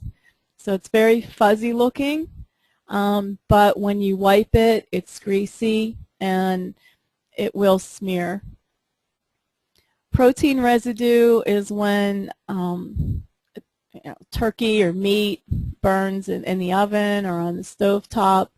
So anytime when, sounds kind of gross, but anytime living tissue or hair proteins are burned, we're going to see a really almost like it's a greasy residue, and it's hard to see sometimes. So if there's been a protein fire at a job site at a home, one of the first places I'm going to look is the horizontal glass surfaces. So if they have a glass coffee table, I'm going to go over and wipe my finger against it, and it should smear, and you should be able to see that greasy streak. Adjusters usually have, they give us some pushback on protein fires because they say that they don't see any residue, or the odor is, to us, it's horrible. We can smell it all through the home, and they say, oh, just try to deodorize and not clean everything down. So we're going to have to justify our cleaning procedures, and it's probably going to require several different types of deodorization processes to actually combat the protein odor. So we want to use a degreaser with an odor counteractant. So we always start out with the odor counteractant in the water. We're going to wet wash and remove the source, do source removal. And we might be using the VaporTech machine or ozone when the house is not occupied, and there's Odorox machines too. So a lot of times it's more than just one process to get the house deodorized. Greasy, oily soot is from grease fires, when synthetics burn, or the puffbacks that we talked about earlier. So we definitely don't want to vacuum. We need to use an alkaline solution and wash everything down. If you have a kitchen fire, obviously that's going to be very greasy. If it's at a restaurant, a lot of grease burned, it may become really thick, and you might have to remove it with a putty knife. Another thing that I love for cleaning off greasy soot is the vapor machines. So it's a steam machine that creates the vapor. It's hot vapor that it gives off, and it actually melts the grease. So those are awesome machines. If you want any more information about those, I can let you know. The brand that I recommend is Advanced Vapor Technologies. Puffbacks, again, the carbon residue is spread all through the house. It's pressurized, and we don't want to vacuum it. We're going to have to wash it with an alkaline or degreaser and wash everything down. So every inch of everything needs to be cleaned and deodorized. So usually it's a pack out. We don't recommend people living in the house with those odors. So we need to, as we go into every fire loss, we need to think about what caused the fire, what burned, what was fueling the fire. Was it a hot fire or a cold fire? And then we're going to know, how to proceed. Think about the chemical composition of the contents that actually burned. Look at the soot itself, see the characteristics of it. Maybe do a couple of sample areas, test areas, the wall surfaces, whether they're flat or gloss paint. Surfaces of the contents also, we could do some test cleaning on different types of surfaces and think about where did it travel? Did it get inside of items? So with a kitchen fire, we've got a little scenario here real quickly. We're going to think about what caused the fire, and it was the bacon grease, and it was hot. The pan, the wooden cabinets burned, and the Formica table countertop. So then we think about what's the chemical composition of the soot. Well, it's greasy. Some wood burned, and so there might be some natural residue, but the grease is going to be the prominent feature of the soot. And it traveled up the upper cabinets, the countertops, upper walls, and ceiling. So one of the places that we really have to identify as a possible odor trap is flat paint. Especially with protein fires, a lot of times the adjusters don't want us to seal and paint the ceilings when there's flat paint or popcorn ceiling. So we really need to be able to justify and prove, where the soot and the odor is. Okay, so we just want to consider the materials that burn, the surfaces that are affected, and proceed with the proper cleaning procedures. Okay, so let's go into our next chapter. Let me close this out.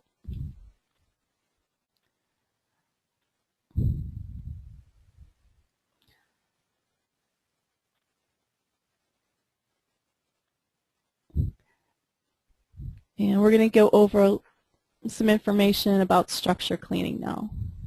So it's chapter 4 on structure cleaning. So when we talk about structure cleaning, it's any interior surfaces of the structure.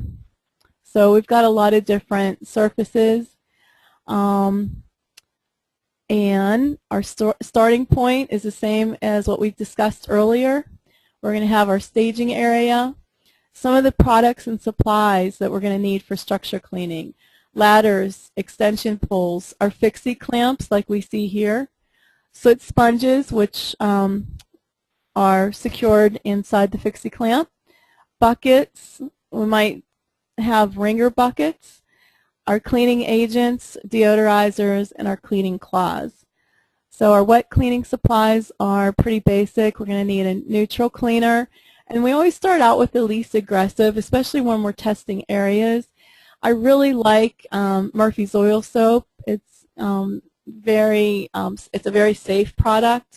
And then if the surface is greasy, then we're obviously going to need to move up to a degreaser. And then we'll have our odor counteractant, which we can add, and brushes, cleaning cloths. I like cotton cloths and also the microfibers. If the surfaces need to be dry cleaned, and we can't use water yet, we want to get the heavy residue off, then we'll be using our soot sponges. Our PPE gear remains the same, and again, we want to protect all the surfaces so we don't cause additional damage. We want to test an area first before we clean it, and then we'll also talk about how to start cleaning a room and some of our wall washing methods. So with ceilings and walls, we want to test the area, start out with a neutral cleaner. If it doesn't work, then go to a degreaser. Determine, are the walls going to need repainted even after we do our cleaning, because that may determine also which cleaning method we can use. So with painted surfaces, we want to determine, is it plaster, and is it sealed or unsealed? Is it drywall? And then what type of paint, flat, semi-gloss, or gloss? Determine the soot type that's on the walls and ceilings. So the walls may be flat, the ceilings may be flat paint, and the walls may be gloss or semi-gloss. And then determine the soot type, and we'll have to figure out, what type of cleaning agent we're going to use. So with painted surfaces, the degree of the soot, is it light, medium, or heavy? And are we going to just clean and that's going to be enough? Or do we need to clean and paint, or clean, seal, and then paint? So as we clean a room, we may need to move the furniture out or move it to the center of the room and cover it with tarps. And then we'll be cleaning top to bottom and left to right in a systematic way. We'll be cleaning the ceiling and the light fixtures first, and then the walls, the doors, the trim, windows, registers, and closets. So if we need to do any kind of pre-cleaning, that would mean, first of all, we want to remove those soot webs. I like using the lamb's wool duster. Spinning the handle between my hands, it's going to loosen up the fibers of the wool, and then we can just use that to kick off the soot webs. And then we can use our HEPA vacs, our lamb's wool dusters and things. With light soot on the walls, it may only require our soot sponge. And when we're using our fixie clamp, we can use the extension pole. A lot of times we can reach 20 feet in the air, and we just have to make sure we have the right pressure. I really try to avoid using ladders if at all possible. I'd rather use the extension poles. It's just safer. We could use our pre-treated dust cloths as well. Our lamb's wool duster. Sometimes I'll put the pre-treated dust cloths around the lamb's wool duster and use that. We could soot sponge only, or soot sponge and then just do a light wet washing. For medium soot, if there's a grease fire, we would soot sponge and wet wash, or we might just wet wash, or wet wash, seal, and paint. If we know that we're not going to need to repaint, like if it's a gloss paint, then we would use the box method, and we're going to be wringing out our cleaning cloth and folding it into about 4 folds, and that's going to give us a rectangular size that's going to fit the palm of our hand. And we also could use the trowel and place it on the trowel, and we have the handle to actually push with. So we're going to use a box method. And it's kind of hard to describe online here, but basically we're going to wash the wall from the bottom up. When you have a heavily sooted wall, if we add water to the top of the wall and we have any drips, the water is going to blend with the soot and actually stain the wall. So it may sound counterintuitive, but we would actually start cleaning the wall at the bottom. And we're going to use a box motion with our folded cleaning cloth. So if you can imagine, we're going to go, let me see if I can do this. I'll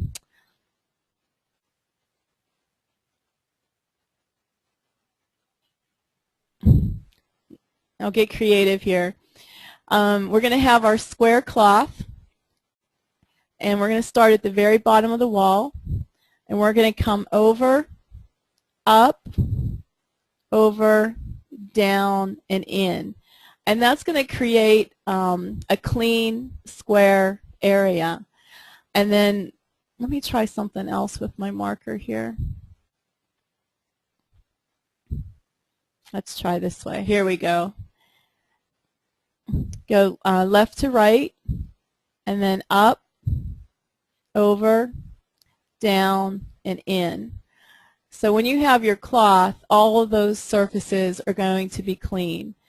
And then my next cleaning section is going to just, overlap the clean section below. I'm going to come up again, over, down, and in.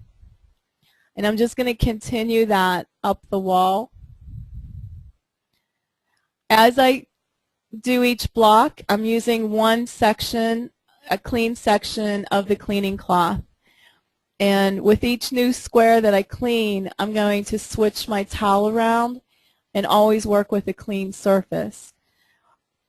So I'll work a pattern like this, and I'm always overlapping the previously cleaned area so that I'm cleaning the entire surface. Okay, I'm not an artist, as you can tell, but hopefully that gives you an idea of the box method. As far as wall washing, the high areas, I love using the wall mops. The brand that I like is Gear Press. If you just do a Google search, you'll be able to find the extension rods that have the square metal frame, and then you tie on the wall mop. And this allows you to clean overhead fairly quickly and easily. What I would do is have a wringer bucket and maybe 10 wall mops, and I would wring out the wall mops in that wringer bucket. It's so much easier, especially for ladies. I have really small hands, and so for me to wring out the wall mops with my hands is really tough. So I'll have a bucket for dirty water for rinsing out these, and then a bucket of cleaning solution, and it goes pretty quickly. So for heavy soot, we're going to need to wet wash with a pretty aggressive degreaser, and if they're staining, then we'll have to seal and paint the walls. So this is a really easy, fast way to clean walls, especially if you know they need to be sealed and painted. So if you got a heavily sooted room, you can usually clean it in about 15-20 minutes. You know, say like a 15 by 15 room. So the process is, it's a spray method with the pressurized sprayers and squeegees. So the first thing that we're going to do is protect our floor. So either with plastic sheeting, or you can put really heavy towels at the bottom of the wall to soak up the excess water. And we're going to use our pump sprayer that has heavy-duty degreaser solution in it. And we're going to pump it up, and we're going to start spraying the top of the wall, and we're going to spray the entire area. So usually I'll do like maybe 8 foot wide all the way to the ceiling. So starting at the top, you spray it with a degreaser, and you scrub it with your deck brush. So the deck brush has soft bristles on it, so we're going to scrub that wall. So this is great for like painted plaster that has some texture to it. And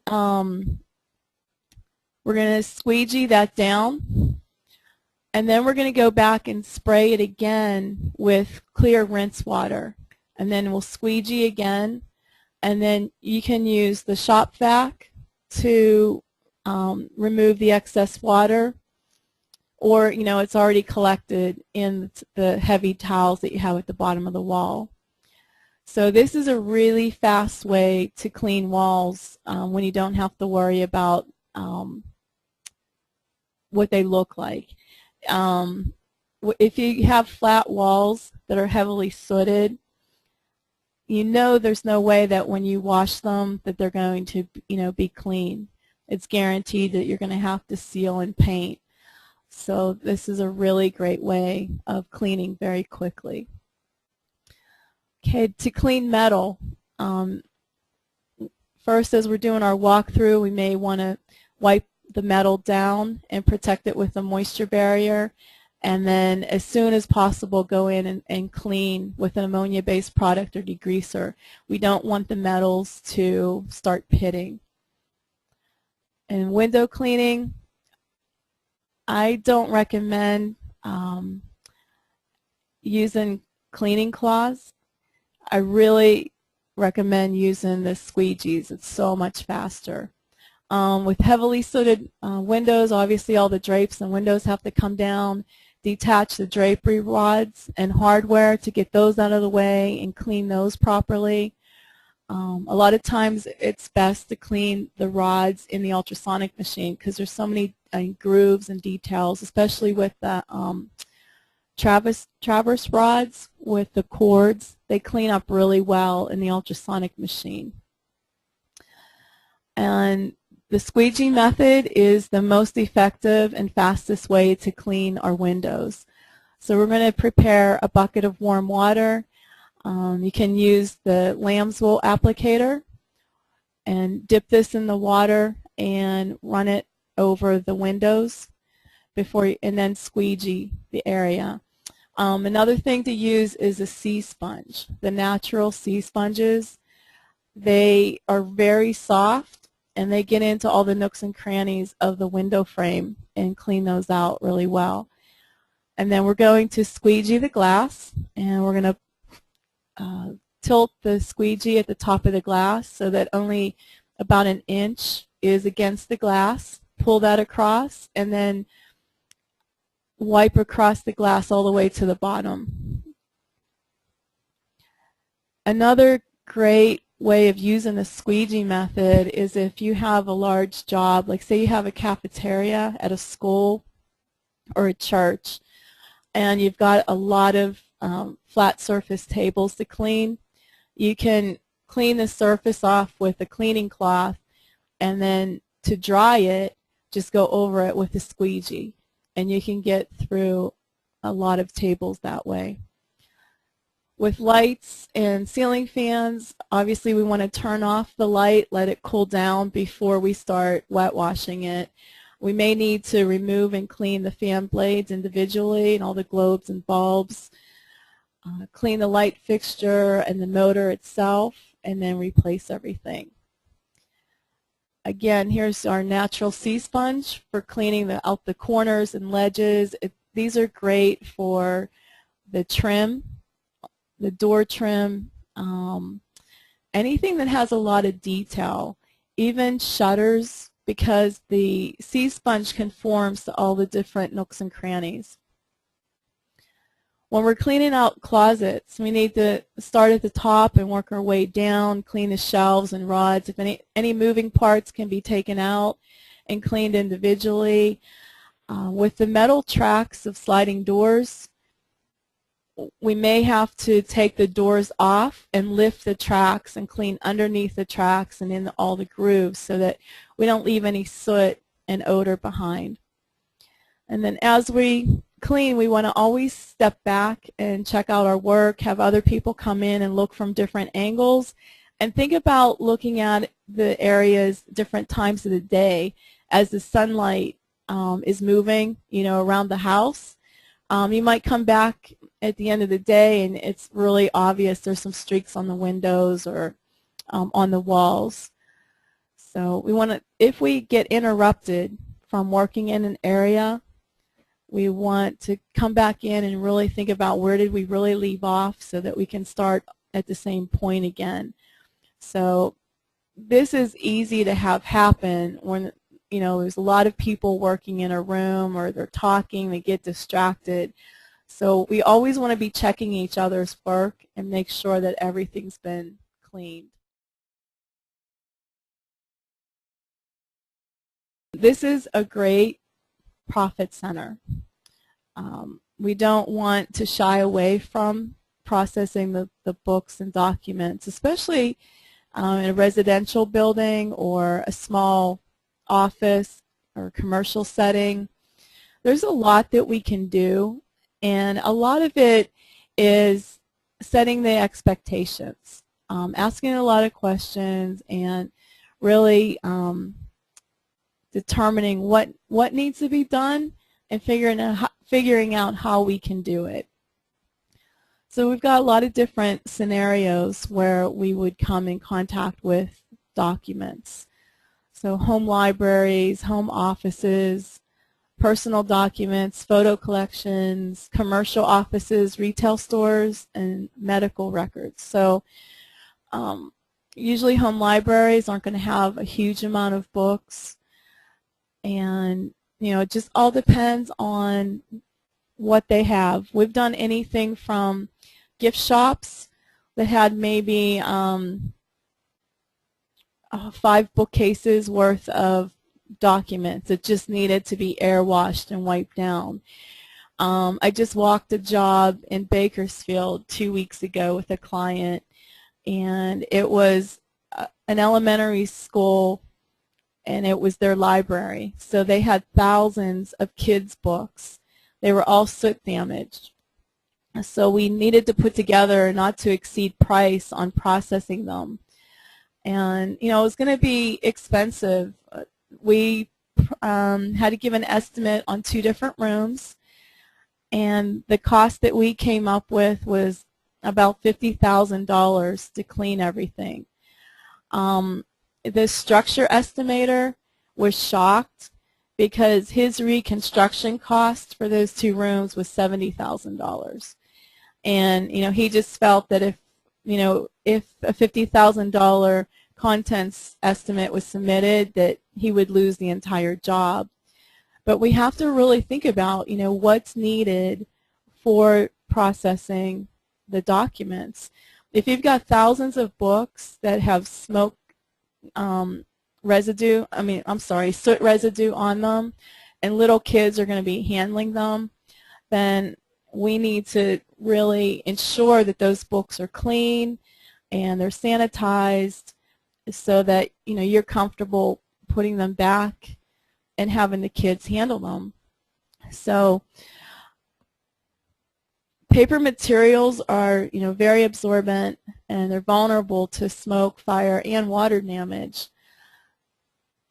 And oftentimes, they're one of the most valuable things in a business, evidently. Their whole business depends on their paperwork at times if they're not totally electronic. So we see different types of damage, files and binders that are even charred. So all of these situations, all these documents and books and files have been restored. So we don't want to assume just because things look really bad that we can't process them. So responsibilities of the project manager is to do his assessments, consider the entire job, what's necessary, what are the most critical documents that need to be processed. Do they have collectibles? One of my clients had a job, and the gentleman had 25 years worth of National Geographic magazines. And to somebody that might just seem like a lot of clutter, but he actually had them insured for $10,000. So if his collection was affected, then he'd want to make sure that every single volume or issue of those magazines was restored.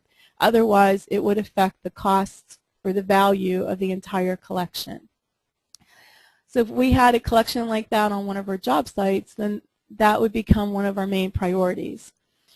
So what testing can we do? On site, we might have our soot sponges, some cleaning agents, and actually go through and try to test what needs done so that we can, as we're meeting with the homeowner and the adjuster, make a mutual decision on what type of restoration we're going to be providing. We need to get a plan. We need to pull together our supplies, and these are supplies that we may not have on hand. They may not be supplies that you can just walk into Staples and buy them off the shelf. They might need to be ordered. For example, a doctor's office, they have the lateral files with all the brightly colored labels. We may have to order those online or find a very specific supplier. We need to plan out our methods. What kind of equipment do we need? Are the documents wet? Do we have to make arrangements with a cold storage area? And then based on the amount of the documents that need processed, where are we going to store them? Are they going to be stored on site? Are we going to mobilize them and take them to our facility? And then what about accessibility? Are we going to have access to those documents? Does the insured need access to any of the information, if they're trying to conduct business? So a lot of different questions need to be asked. As far as even security too, are we going to have full, do we need to secure the documents? We've worked on jobs where there are security guards. We've had to walk past the military police, check in every day, sign in, and so, just a lot of different things. And then how are we going to implement the restoration of the documents? And then overseeing the whole project. Do we have to stay in close communication with the insured if we have a lot of business documents? We did a job for Beecham Industries, and they make AIM toothpaste and different mouthwash and things, and their headquarters was in Pittsburgh. So we had pallets of their files, and they dictated which section of files needed to be processed first, and as we would finish that section, then we would move on to the next section. And as we completed each portion of the job, we would deliver those documents to their offices and get a sign-off on it. So there's a lot to oversee and plan sometimes when we have a commercial job. We need to consider the on-site environment. If the roof is exposed, or security measures, what can we do at the job site? What security measures do we need to set up? Do we need to hire a security guard, or is one already provided? And then considering the condition of the documents. Are they wet? Are they smoke damaged? Are they charred? Are they all of the above? So we need to make an assessment. Also, the amount of documents. Are we talking just a couple boxes, or are we talking pallets or truckloads? As far as the insured, we talked already about the intrinsic value of items. So we have to, separate things that do have an intrinsic value, determine a processing fee, and determine if there is coverage for it. So novels usually can be total lost and replaced very easily. But what about antique books or vital documents? So being able to identify these different types of documents is really crucial.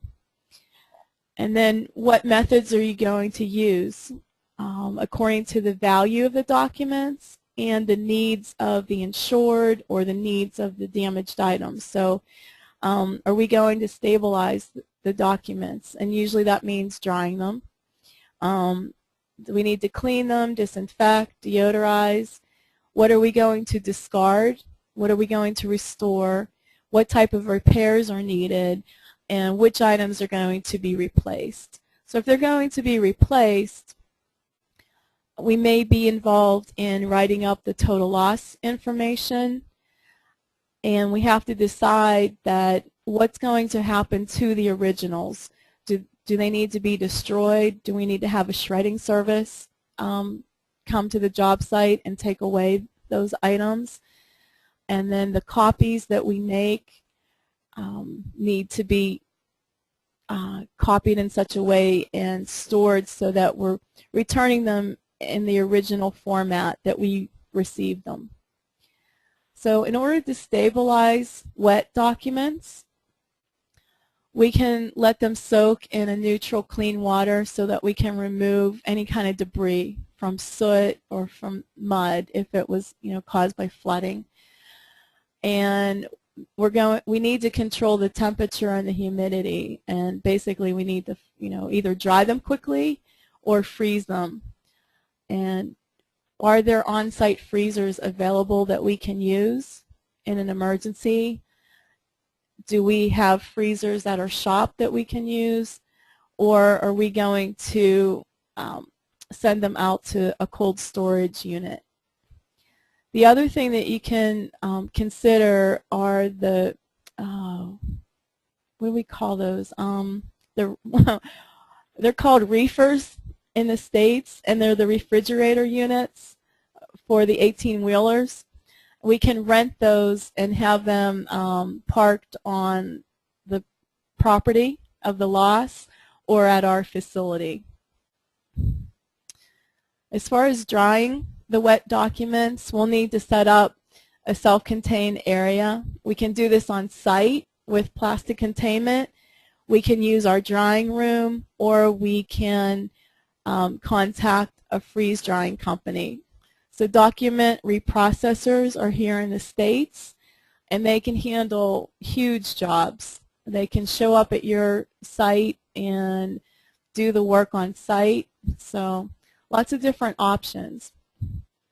As far as once we dry the documents, or if they just had soot damage on them, then we can clean them with our soot sponges and or erasers. If they're wet, then we can disinfect them. We can use a 10% bleach solution for 10 minutes and proceed from there. So we'll need to know what to do with our originals. Are we going to discard them, restore them? Are we going to repair them or totally replace them? We need to find out from the insured what items are sentimental. So if they have like a family Bible that is wet and it's disfigured, we may want to send that off to a professional restorer, either to document reprocessors. We could contact Chicago Conservation Center, and they could recommend either to ship them to their facility or to send them out to another professional. If we need to ship off wet documents, we can freeze them and then put them in a box with dry ice and ship them to the processor. And we need to know what the turnaround time is. How quickly does the business need their documents? And that's going to affect the pricing, the scheduling. Are we working overtime? Are we working on the weekends? So our company-wide, we need to have the goal of, just thinking about, can we add this profit center on to our current business? We want to save documents for the insureds. We want to save them time and save money.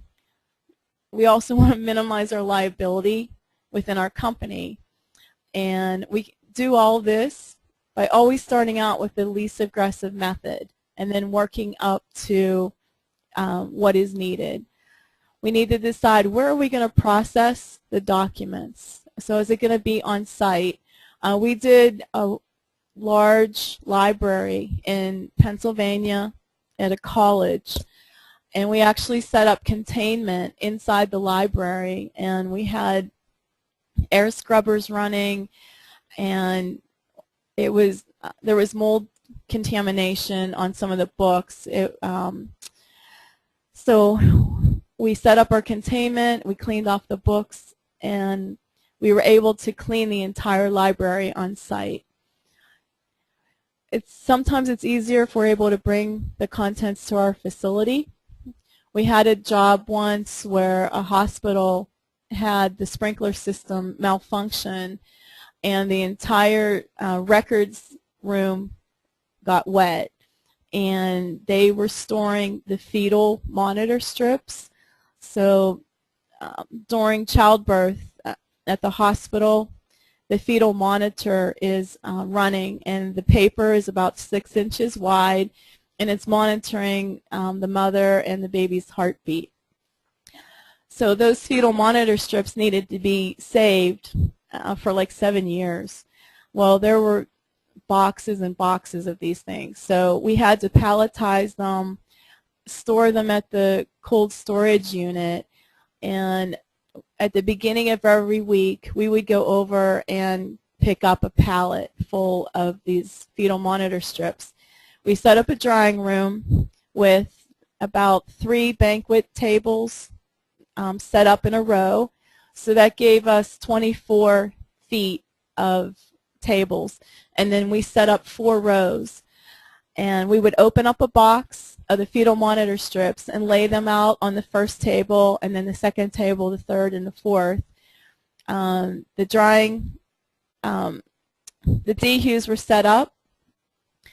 By the time we laid out the 4th table of strips, we would come back to the first table and they were dry. And we would fold those up, put them in new boxes, and continue with each table that way. So we had so many, it kept a crew of 4 people busy for about 2 weeks straight. And, it was just a matter of setting up our system and doing it repeatedly. And then we need to decide what type of things need to be outsourced. So those specialty items, maybe artwork on paper, charcoal, pastels. So we need to make a lot of decisions. On site, we can clean smoke damage documents. We can use our soot sponges. We can damp wipe like the outside of books and things if that's all that's needed. At your facility, you can do a whole lot. You can clean smoke damage books, wet documents, you can dry them. Outsourcing, we already talked about the cold storage and the freeze drying companies. Specialty service providers would be art restores. We could tap into bookstores for replacements, book repair and bindery companies, and conservators. So a lot of different specialty type of companies. So we don't want to have to start searching for these types of resources when we get a job. Ideally, we want to be able to have these resources identified and let them know, you know, we're in this business, and may we set up an account with you, a relationship, so that as we get these kind of jobs in, that we've got the service provider. Again, here's some more document care procedures. So these are things, phrases that we'd want to use with our adjusters and the homeowners to explain what exactly we're going to be doing. So if you had a kitchen fire, we had smoke throughout, we had some water damage that affected some of the files, we have bookcases with books and magazines. First thing we want to do is start planning out our supplies. What are we really going to need? Yesterday we talked about the file boxes, getting the right size according to the drawers that we're going to be emptying. But we're going to need, we might need book boxes also, or the file boxes, and then our plastic liners, non-print packing paper, acid-free paper that's kind of like tissue paper, packaging materials, our tape, our markers, and our inventory labels. Our PPE gear is pretty basic. So with water damage documents, we want to get them ready and then stabilize them. So rule of thumb is squeeze before we freeze. So if the documents are wet, if we're going to rinse them or disinfect them, we would do that first. Otherwise, you know, we're going to just start removing the excess water. And we can do this at the job site, so that as we're packing these documents, we're squeezing out the water, minimizing the weight of the boxes. And we can do that by having boards that are like 1 inch by 1 by 10 or 1 by 6. Cover the first board, lay it flat, cover it with plastic sheeting, and then put our documents on there, and then have our second, or put plastic sheeting on top of the documents, and then put our board on top and then weigh it down, either with cement blocks or just applying pressure to it. We want to squeeze out that excess water. Now, to get the moisture out of the center of the book, we can interleave the paper towels or the acid-free tissue paper in between the pages. So we can take several sheets of paper, open the book in several places, and put the sheets of paper in. We want the sheets of paper to be larger than the pages themselves. These are going to act as wicks to pull the moisture from the center of the book to the outside. And we don't want to get too many in there and make the book too thick. So just a few sheets will be fine. And then we want to have freezer paper that's like, you know, wax paper, to be able to separate the books so that they don't stick together as they're frozen. So we're going to make our box. We're going to line it with a plastic bag. We're going to put our wet books into it. We're going to seal the bag, and then we're going to seal the box. That way, as the documents, as they start to defrost, the water is going to be collected in the plastic bag and not weaken the cardboard box. Flood damage documents, we will need to rinse those off. And as we start to dry our documents, we're going to be taking these boxes of frozen documents and bring them into our drying room. And at our company, we had a nice sized conference room that we could kind of overflow into. So we would lay plastic sheeting down over the carpeting and we would set up our shelving units. we used the plastic shelving units, and then we would transfer the files and books into the plastic milk crates. So all the documents had a lot of airflow, and we would monitor them. We would usually start a job on Monday so that we could monitor them all through the week. So we would go into that room 3 or 4 times a day and shift the papers around and make sure they weren't sticking. If they are stuck together too long, they actually could develop mold. So we want to monitor the drying process. And in order to prepare the wet documents, if they've got paper clips or staples, we'd like to remove those so that they don't rust. And we can't pull them off of the papers like we normally would.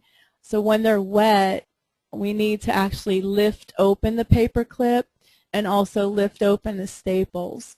So you can imagine how tedious this is going to be if there are a lot of staples and paper clips.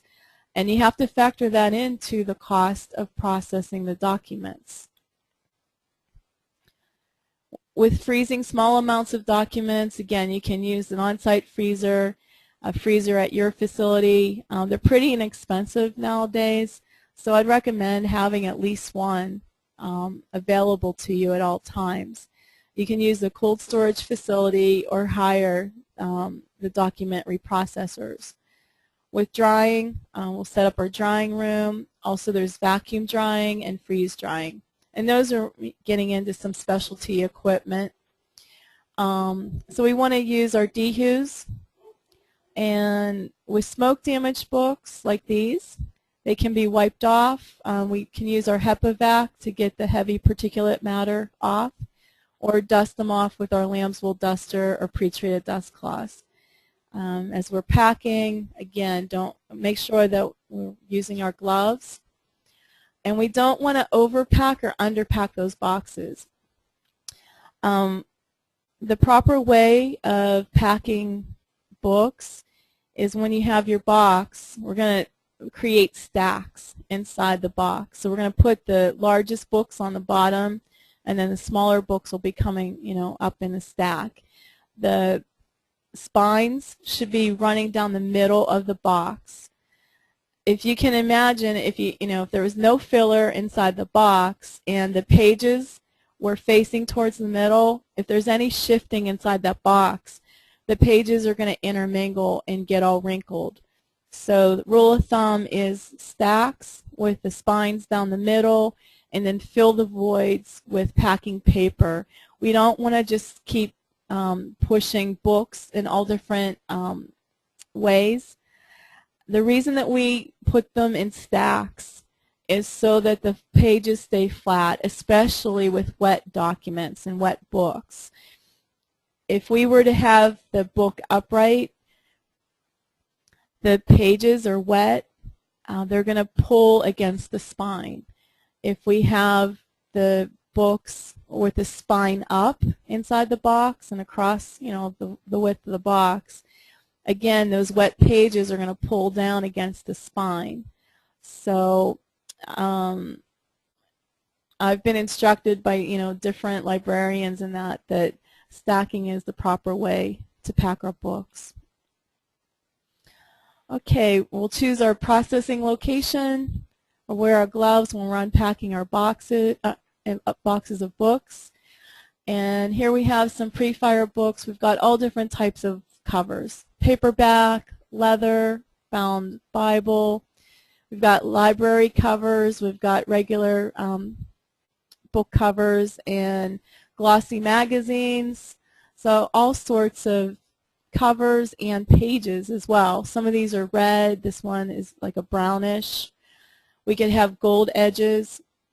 So we always want to think about what's the least aggressive way to start our cleaning process. We can pre-clean at the job site and then use our dry sponge, determine when we need to wet clean, and then we'll be using abrasives also to clean our edges.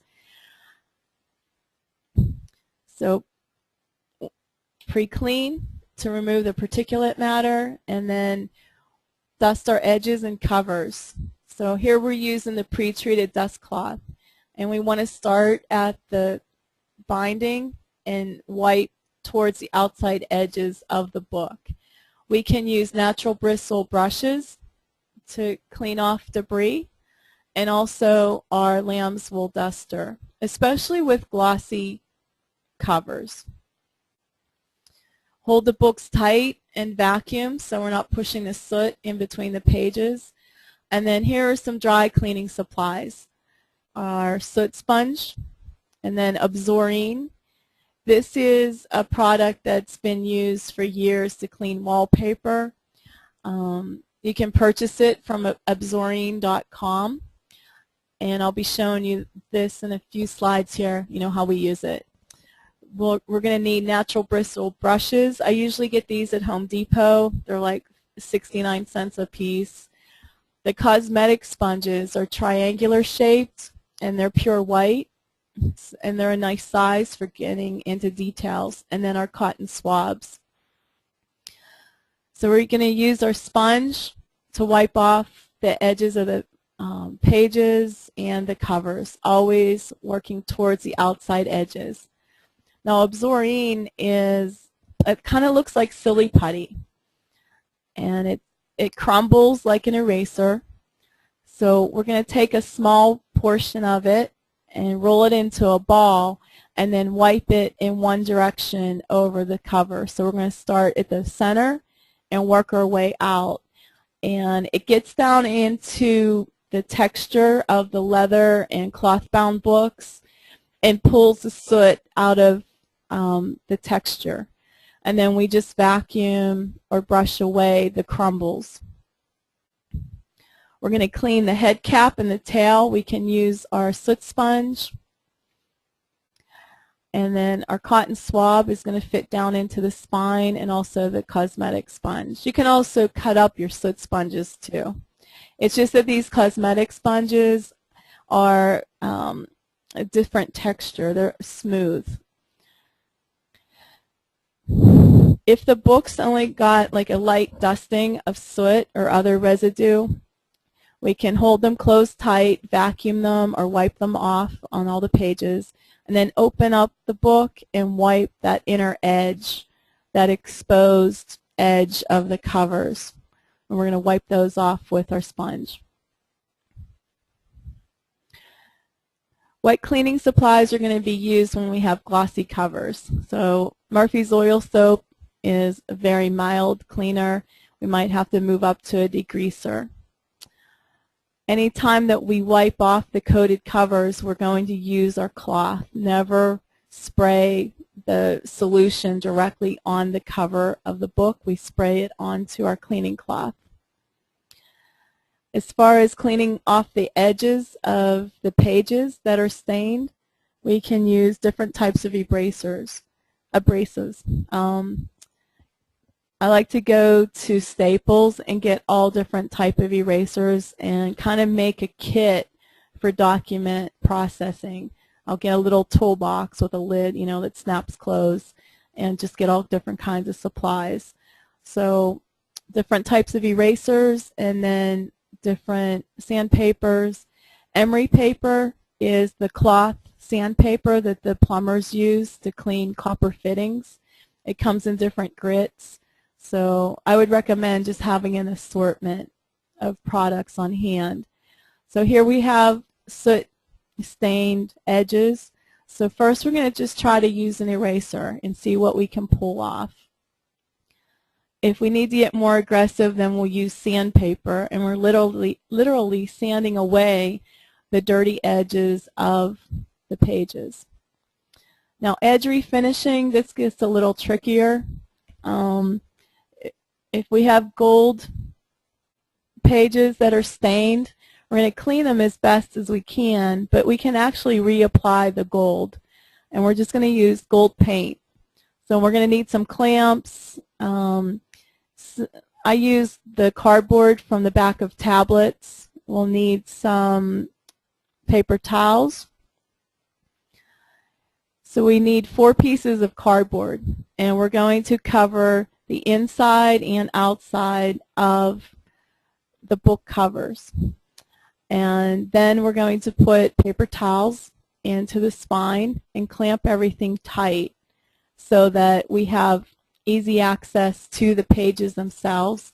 And then we're going to spray paint the pages. So everything, all the other surfaces should be protected, and we're just going to paint the pages. As far as deodorizing our documents, we can use several different methods. The VaporTech unit creates a vapor from essential oils, and then there's the air sponge, bad odor blocks from Unsmoke, aerosol deodorizer, and ozone, which I'm not showing right here, and also the hydroxyls too.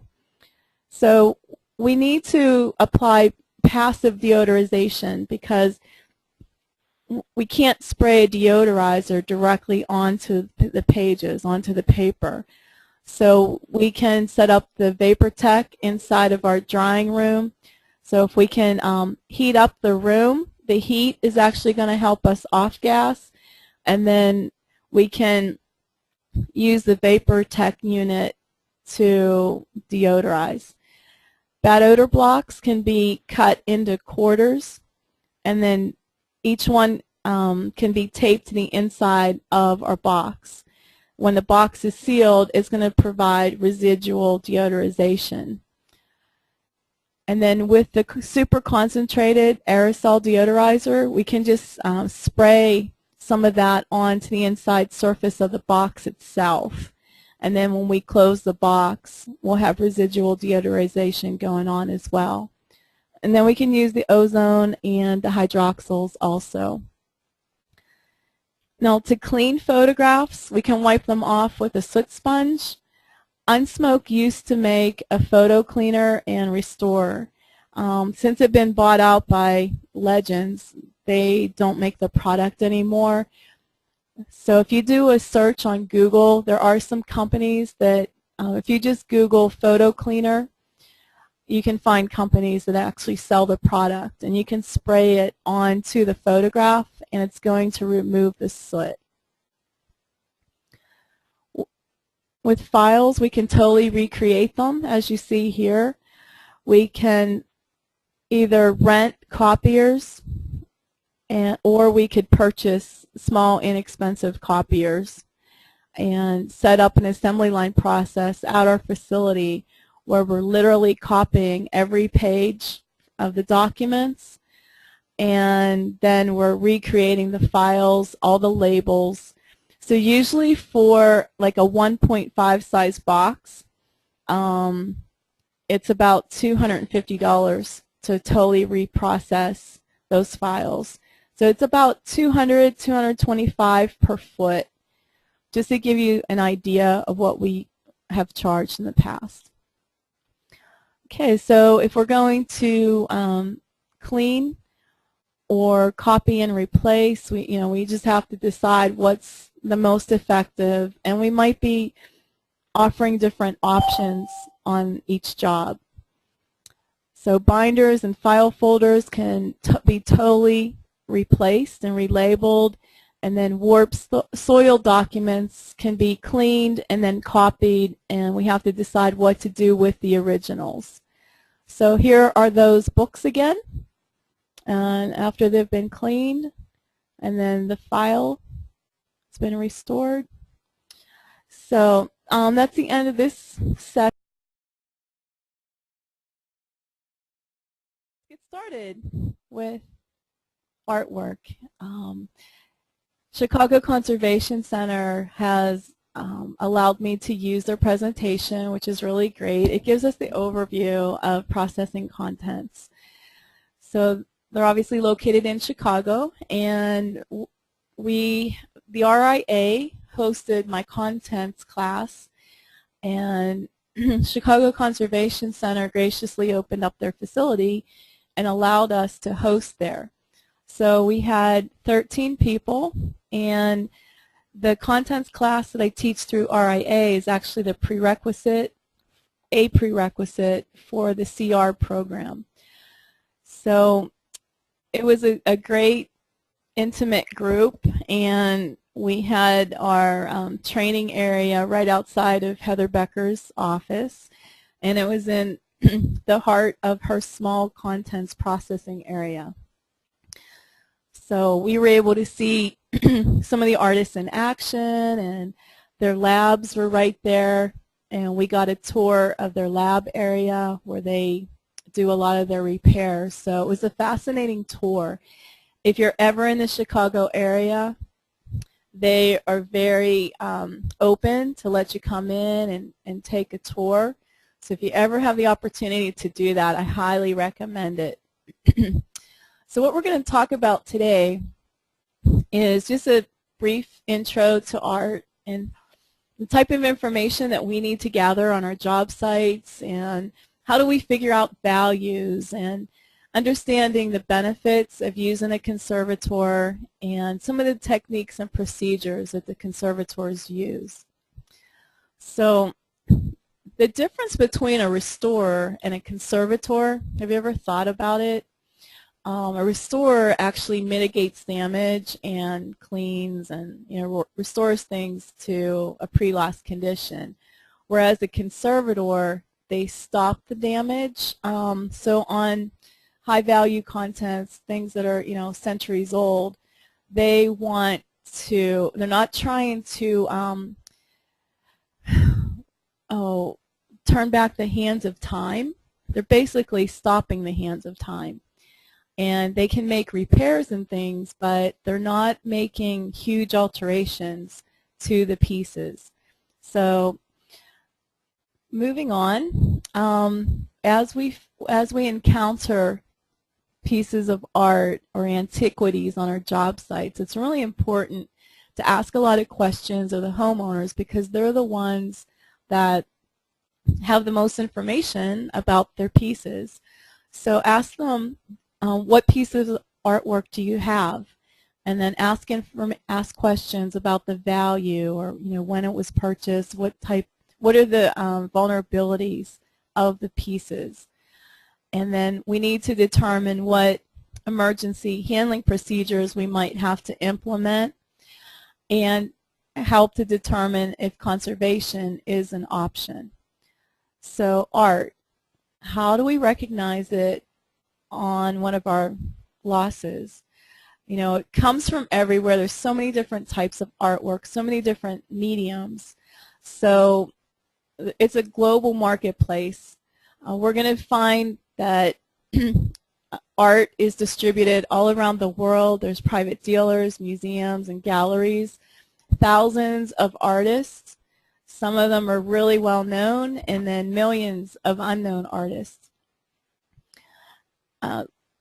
Find infinite types of mediums. Are they paintings, bronzes, prints, textiles, sculptures, and produced over thousands of years? So the item that we see here is over 2,000 years old, made of terracotta. And families have art collections and heirlooms that have passed down through the generations. Corporate offices decorate with their investments. There's private collections. Collectors oftentimes will actually have the original in a high security area, maybe off-site, and they'll actually have a copy of the original on display at their public area, whether it's in their office or their home. Restaurants, hotels, country clubs, casinos. Think of some of the buildings that you've visited and the types of artwork they have there. If you think of the Hard Rock Cafe, all the collectibles and autographed items that they have on display. And then the government and public buildings. So art can be made up of anything. There's all different types of artwork. Here we've got a Walt Disney Serigraph. These could be worth hundreds of dollars. So we've got cartoon art, religious art, just on and on, all different types. So just because something is old doesn't necessarily dictate the price or the values compared to something newer. So we've got a 1,300-year-old bronze key, and then a Frank Lloyd Wright lamp that's less than 100 years old. So the difference in value is amazing. The ancient key is only worth $150, but the lamp is worth $666,000. So shows us not to make assumptions. And then contemporary art, we've got the 1988 Pink Panther. It looks like it's made out of a composite material and hand painted. And then we have a signed and numbered lithograph from 1971. To me, personally, this painting looks like it's a paint by number, but it's still worth $600. And Pink Panther is worth over $1 million. So it's, for us, with the untrained eye, we may not have any clue what something is truly worth. And then collectibles, this one is an Egyptian hunter, and it's factory made, and they're only worth $65. And you might find this at one of the museum stores at the mall. So we don't want to make any kind of assumptions whatsoever. We want to ask lots of questions and always be in touch with an expert to get information. So what type of information do we need to gather? We want to ask the homeowner, number one, do you have any art, any photos, prints, sculptures, tapestries, or murals? If they do they know the current market value? Where and when did they purchase them? For how much? Do they have an appraisal? And is there a separate insurance policy for the art? So you may want to make your own form so that when artwork is present that you can ask these questions and gather the right information. So we don't want to ever assume that we can process artwork ourselves. The experts have studied for years to learn their skills. When we do need to handle artwork, we have to quickly identify what's there, get enough information about the characteristics of the art. Now most of us have iPhones and different things. We can actually take a photo at the job site and actually email it to Heather at Chicago Conservation Center, and she can give us feedback right away. So this really shortens that time, that we can take quick action pretty quickly. So when we're talking to an art conservator, we're going to have to give them the homeowner's information, how many pieces are in the claim, what artist's work is there, the type of the artwork, is it an oil painting, a sculpture, the dimensions and the weight, the type of damage, and the market value if the homeowner knows.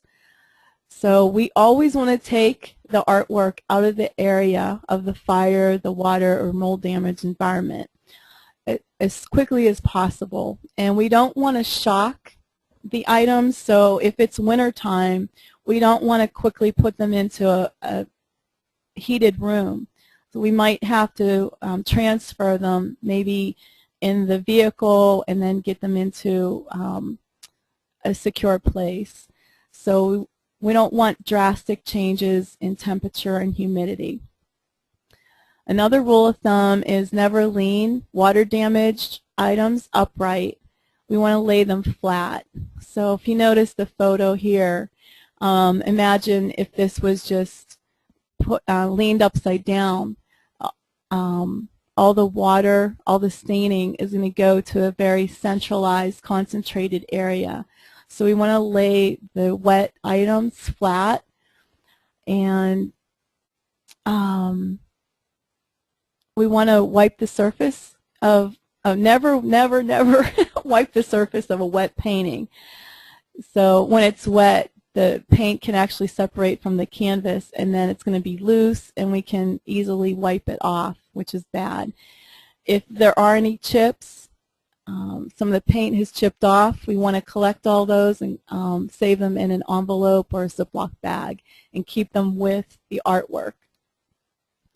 Never lay anything out in the sun to dry. The sunlight can discolor the art, and we never want to try to separate the works of art on paper or photographs when they're stuck to the glass, because we can actually tear them.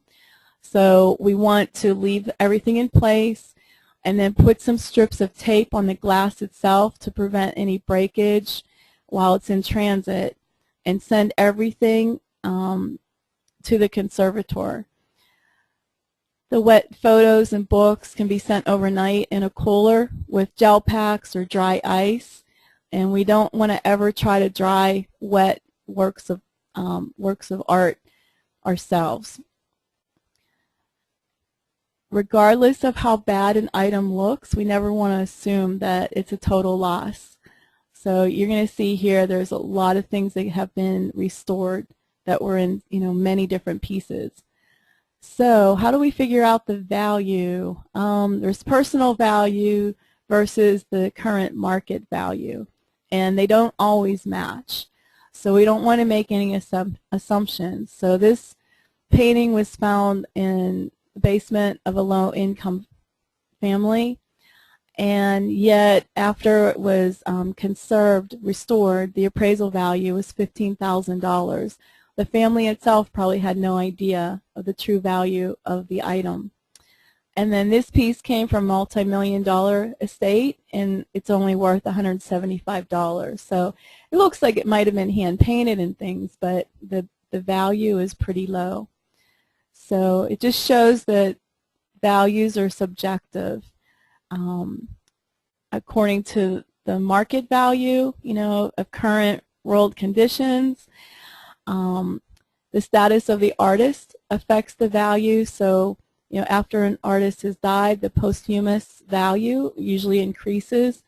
We had this case at one of our job sites. We had $250,000 worth of artwork in the job, and there was a plastic bag full of artwork on paper. The homeowner told us that they bought it at an estate sale for $20,000. So we had an art conservator get involved, and she appraised all that artwork. It turned out that the artist had since died, and the value of the artwork was over $60,000. So it tripled in value from the time that they purchased it. And then the country of origin can affect the value. So imagine maybe war or things that are occurring in certain countries makes the works of art from those countries less desirable, and so maybe something that was worth a lot of money at one point is now it's decreased in value. The popularity of the medium, maybe oil paintings are really popular at a certain time in history, another time sculptures. So things are changing all the time, and when was it actually created has an effect on the value too. So when values are hard to determine, conservation can provide a simple solution because now we have experts looking at the pieces. So the question is this a family heirloom or is it truly an antique? We don't know, but if it was your family's photo of one of your ancestors and you found out it was going to cost $425 to restore it, you may think that was a great value. So the ways that we can search values is by going to different websites. Sotheby's, you can visit gallery sites or eBay or collector sites, and obviously Google. Otherwise, if we need a formal valuation, we need to contact the certified appraisers. They actually charge differently from conservators. Conservators are not allowed to appraise items. So it's two different functions. So to find an appraiser, you can go to one of these two websites. Also, if you talk to Heather or Summer Street at Chicago Conservation Center, they can lead you in the right direction and point you to appraisers that they trust. So the benefits of dealing with a conservator is we don't want to leave any money on the table. So a lot of times if something is worth $500 or more, there's a chance that if it's damaged, that conservation is going to be a viable option.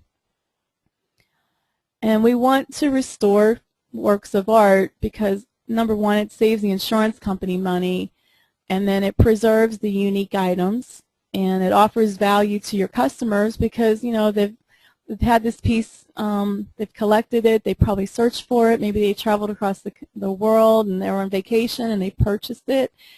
It's something that has true value, and it's a sentimental item to them as well.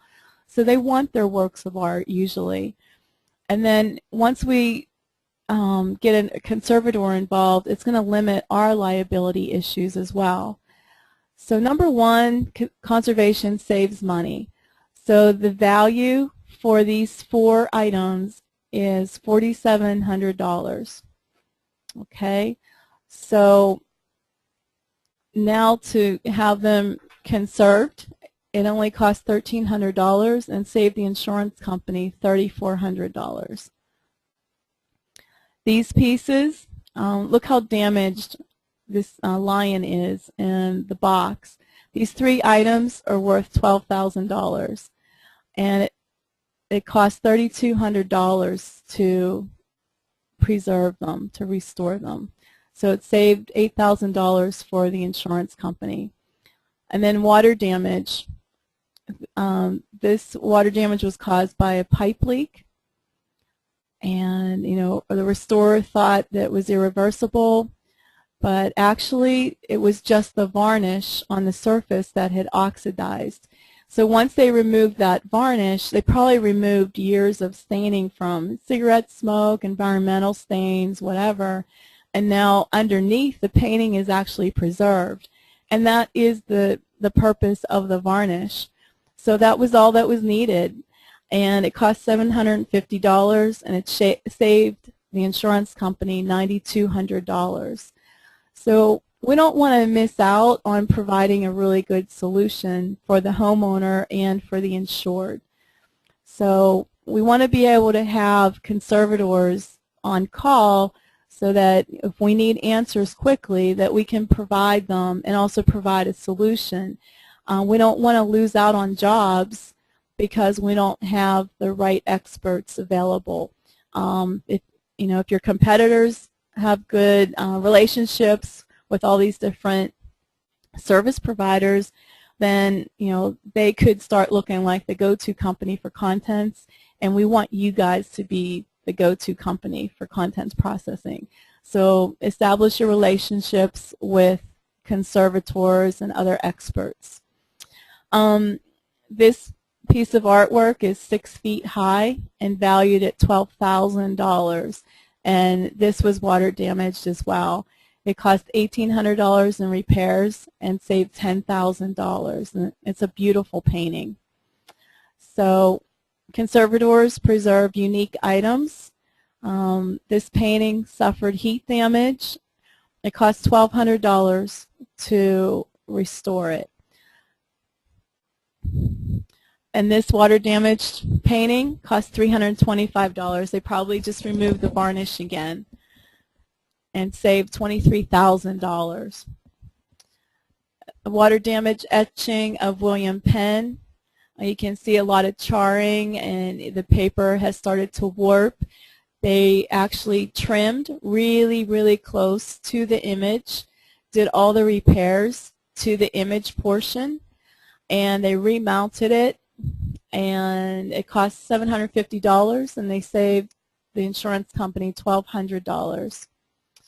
So true value is what we can provide to our clients. What if this was the only wedding picture you had that survived the fire? You'd want this one to be preserved. So it's amazing what they were able to do with it, and it cost $175. So by calling in an expert before we even attempt to touch or move the artwork can save us a lot of money. And we don't want to just think that we can do something that seems very safe. Like a lot of restoration companies have used soot sponges to clean off artwork, or they've used denatured alcohol and they figure, oh, they're just going to try it.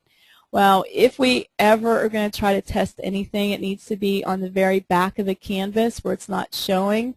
And the safest thing is not to do anything and just get in touch with a conservator and get their expert advice. Conservators are specialists. And even with artwork on paper, there's so many different categories. Some conservators will specialize on antique documents, or some of them will only specialize in pastels on paper. So they have very narrow fields of expertise, and they study that field. As it says here, they work anywhere from 10 to 30 years to build their experience on that one type of specialty. So they also have art history and organic chemistry backgrounds. So when we were at the Chicago Conservation Center, they were showing us a painting, and they said they took a very small sample of a paint chip and had it analyzed, and they actually had to recreate the type of paint using the raw materials so that they could work on that piece of artwork. So it may take them months to do their research before they actually start their work on the pieces of art. So Chicago Conservation Center, they actually take over the liability for you, because as soon as you ship that item, they're now responsible for it. So they have specialized equipment and technology so that they can determine the right techniques and procedures and products to use. And so each and every piece is going to have different requirements. It's not an assembly line process. So that was what was so amazing at their facility, just seeing everything that they do. This painting, it says it was botched by a restoration contractor who tried to use a soot sponge on the piece. So a unique thing about soot sponges, some people call them chem sponges, and they assume that there's chemicals impregnated into the surface of the sponge. Well, that's not true. But what that sponge is a chemical. So if you wipe it over something and some residue is left behind, you're leaving behind a chemical residue. Or just the texture of the sponge itself can remove part of the surface. So we see missing paint here on this piece, and this area looks like the paint itself has been messed up. So we don't want to take any measures at all. This one cost the restoration company $4,700 because it was irreversible damage. Mold on paperwork actually can be reversed to a certain level. Depending on how large you have my PowerPoint up on your screen, you might be able to see here there's a large circle of mold. Well, if you come over to the piece that's been worked on, you can kind of still see a haze of it. It doesn't look like it's 100% restored, but if this was a sentimental piece, if it was your piece of artwork, that may still be very acceptable to you. So the conservation fees were $125 to remove the mold. So some of the technologies and techniques, they use binocular magnification, they have lining and moisture vapor treatments, restretching capabilities, they fill in lost areas of paint, they can recarve, they retouch and revarnish. So here's an oil on a canvas, and that was torn into 8 pieces, and then this is the remainder. And so they do their research, and they put it under the binocular, determine the right type of solvents, and they put down materials, and then they put the pieces together like a jigsaw, and then they use this vacuum technique to bind the canvas to a fresh canvas. And here's the result. So once they pieced it together, they found that there were still a lot of missing areas where the paint was missing. So what they do is they get this into the original, and they brush it over with a product called gesso.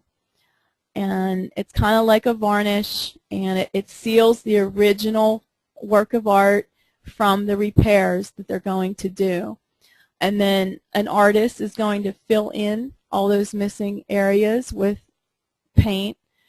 And so here's the end result. So it's a $4,900 value painting, and the conservation fee was $1,200, so it saved $3,600.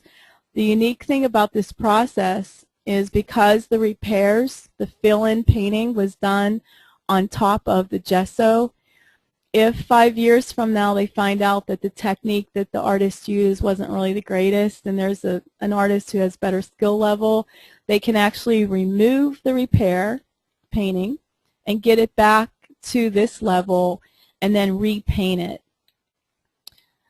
So they always preserve the original, whatever phase it was. So Chicago Conservation Center, when you have a claim that you're going to send to them, they'll find the most convenient UPS store for you to drop off the artwork, or they'll, if there's a large amount of artwork, they'll actually fly in and pack it up themselves. They may rent a truck and take everything back to their facility. So they have the insurance, and they will put together a proposal on what they recommend the repairs to be. They say that the standard completion time is 10 to 12 weeks. If they have to do a lot of research, I've known of items taking a whole year for them to be able to, complete them. And then the fees will be charged out to the insurance company. Okay, so in review, we want to recognize the artwork that's on our job site, gather as much information about it as we can, determine the approximate values, is conservation a viable option, and then act really quickly, to get the items to the conservator. So lots of benefits to the insured and the insurance company, and it makes you look really good to be able to provide this kind of service. Okay, so we're all finished. I appreciate your attention. Hopefully you guys are all still awake. And please stay in touch. If you have any questions whatsoever, email me. I'll reply as quickly as I can.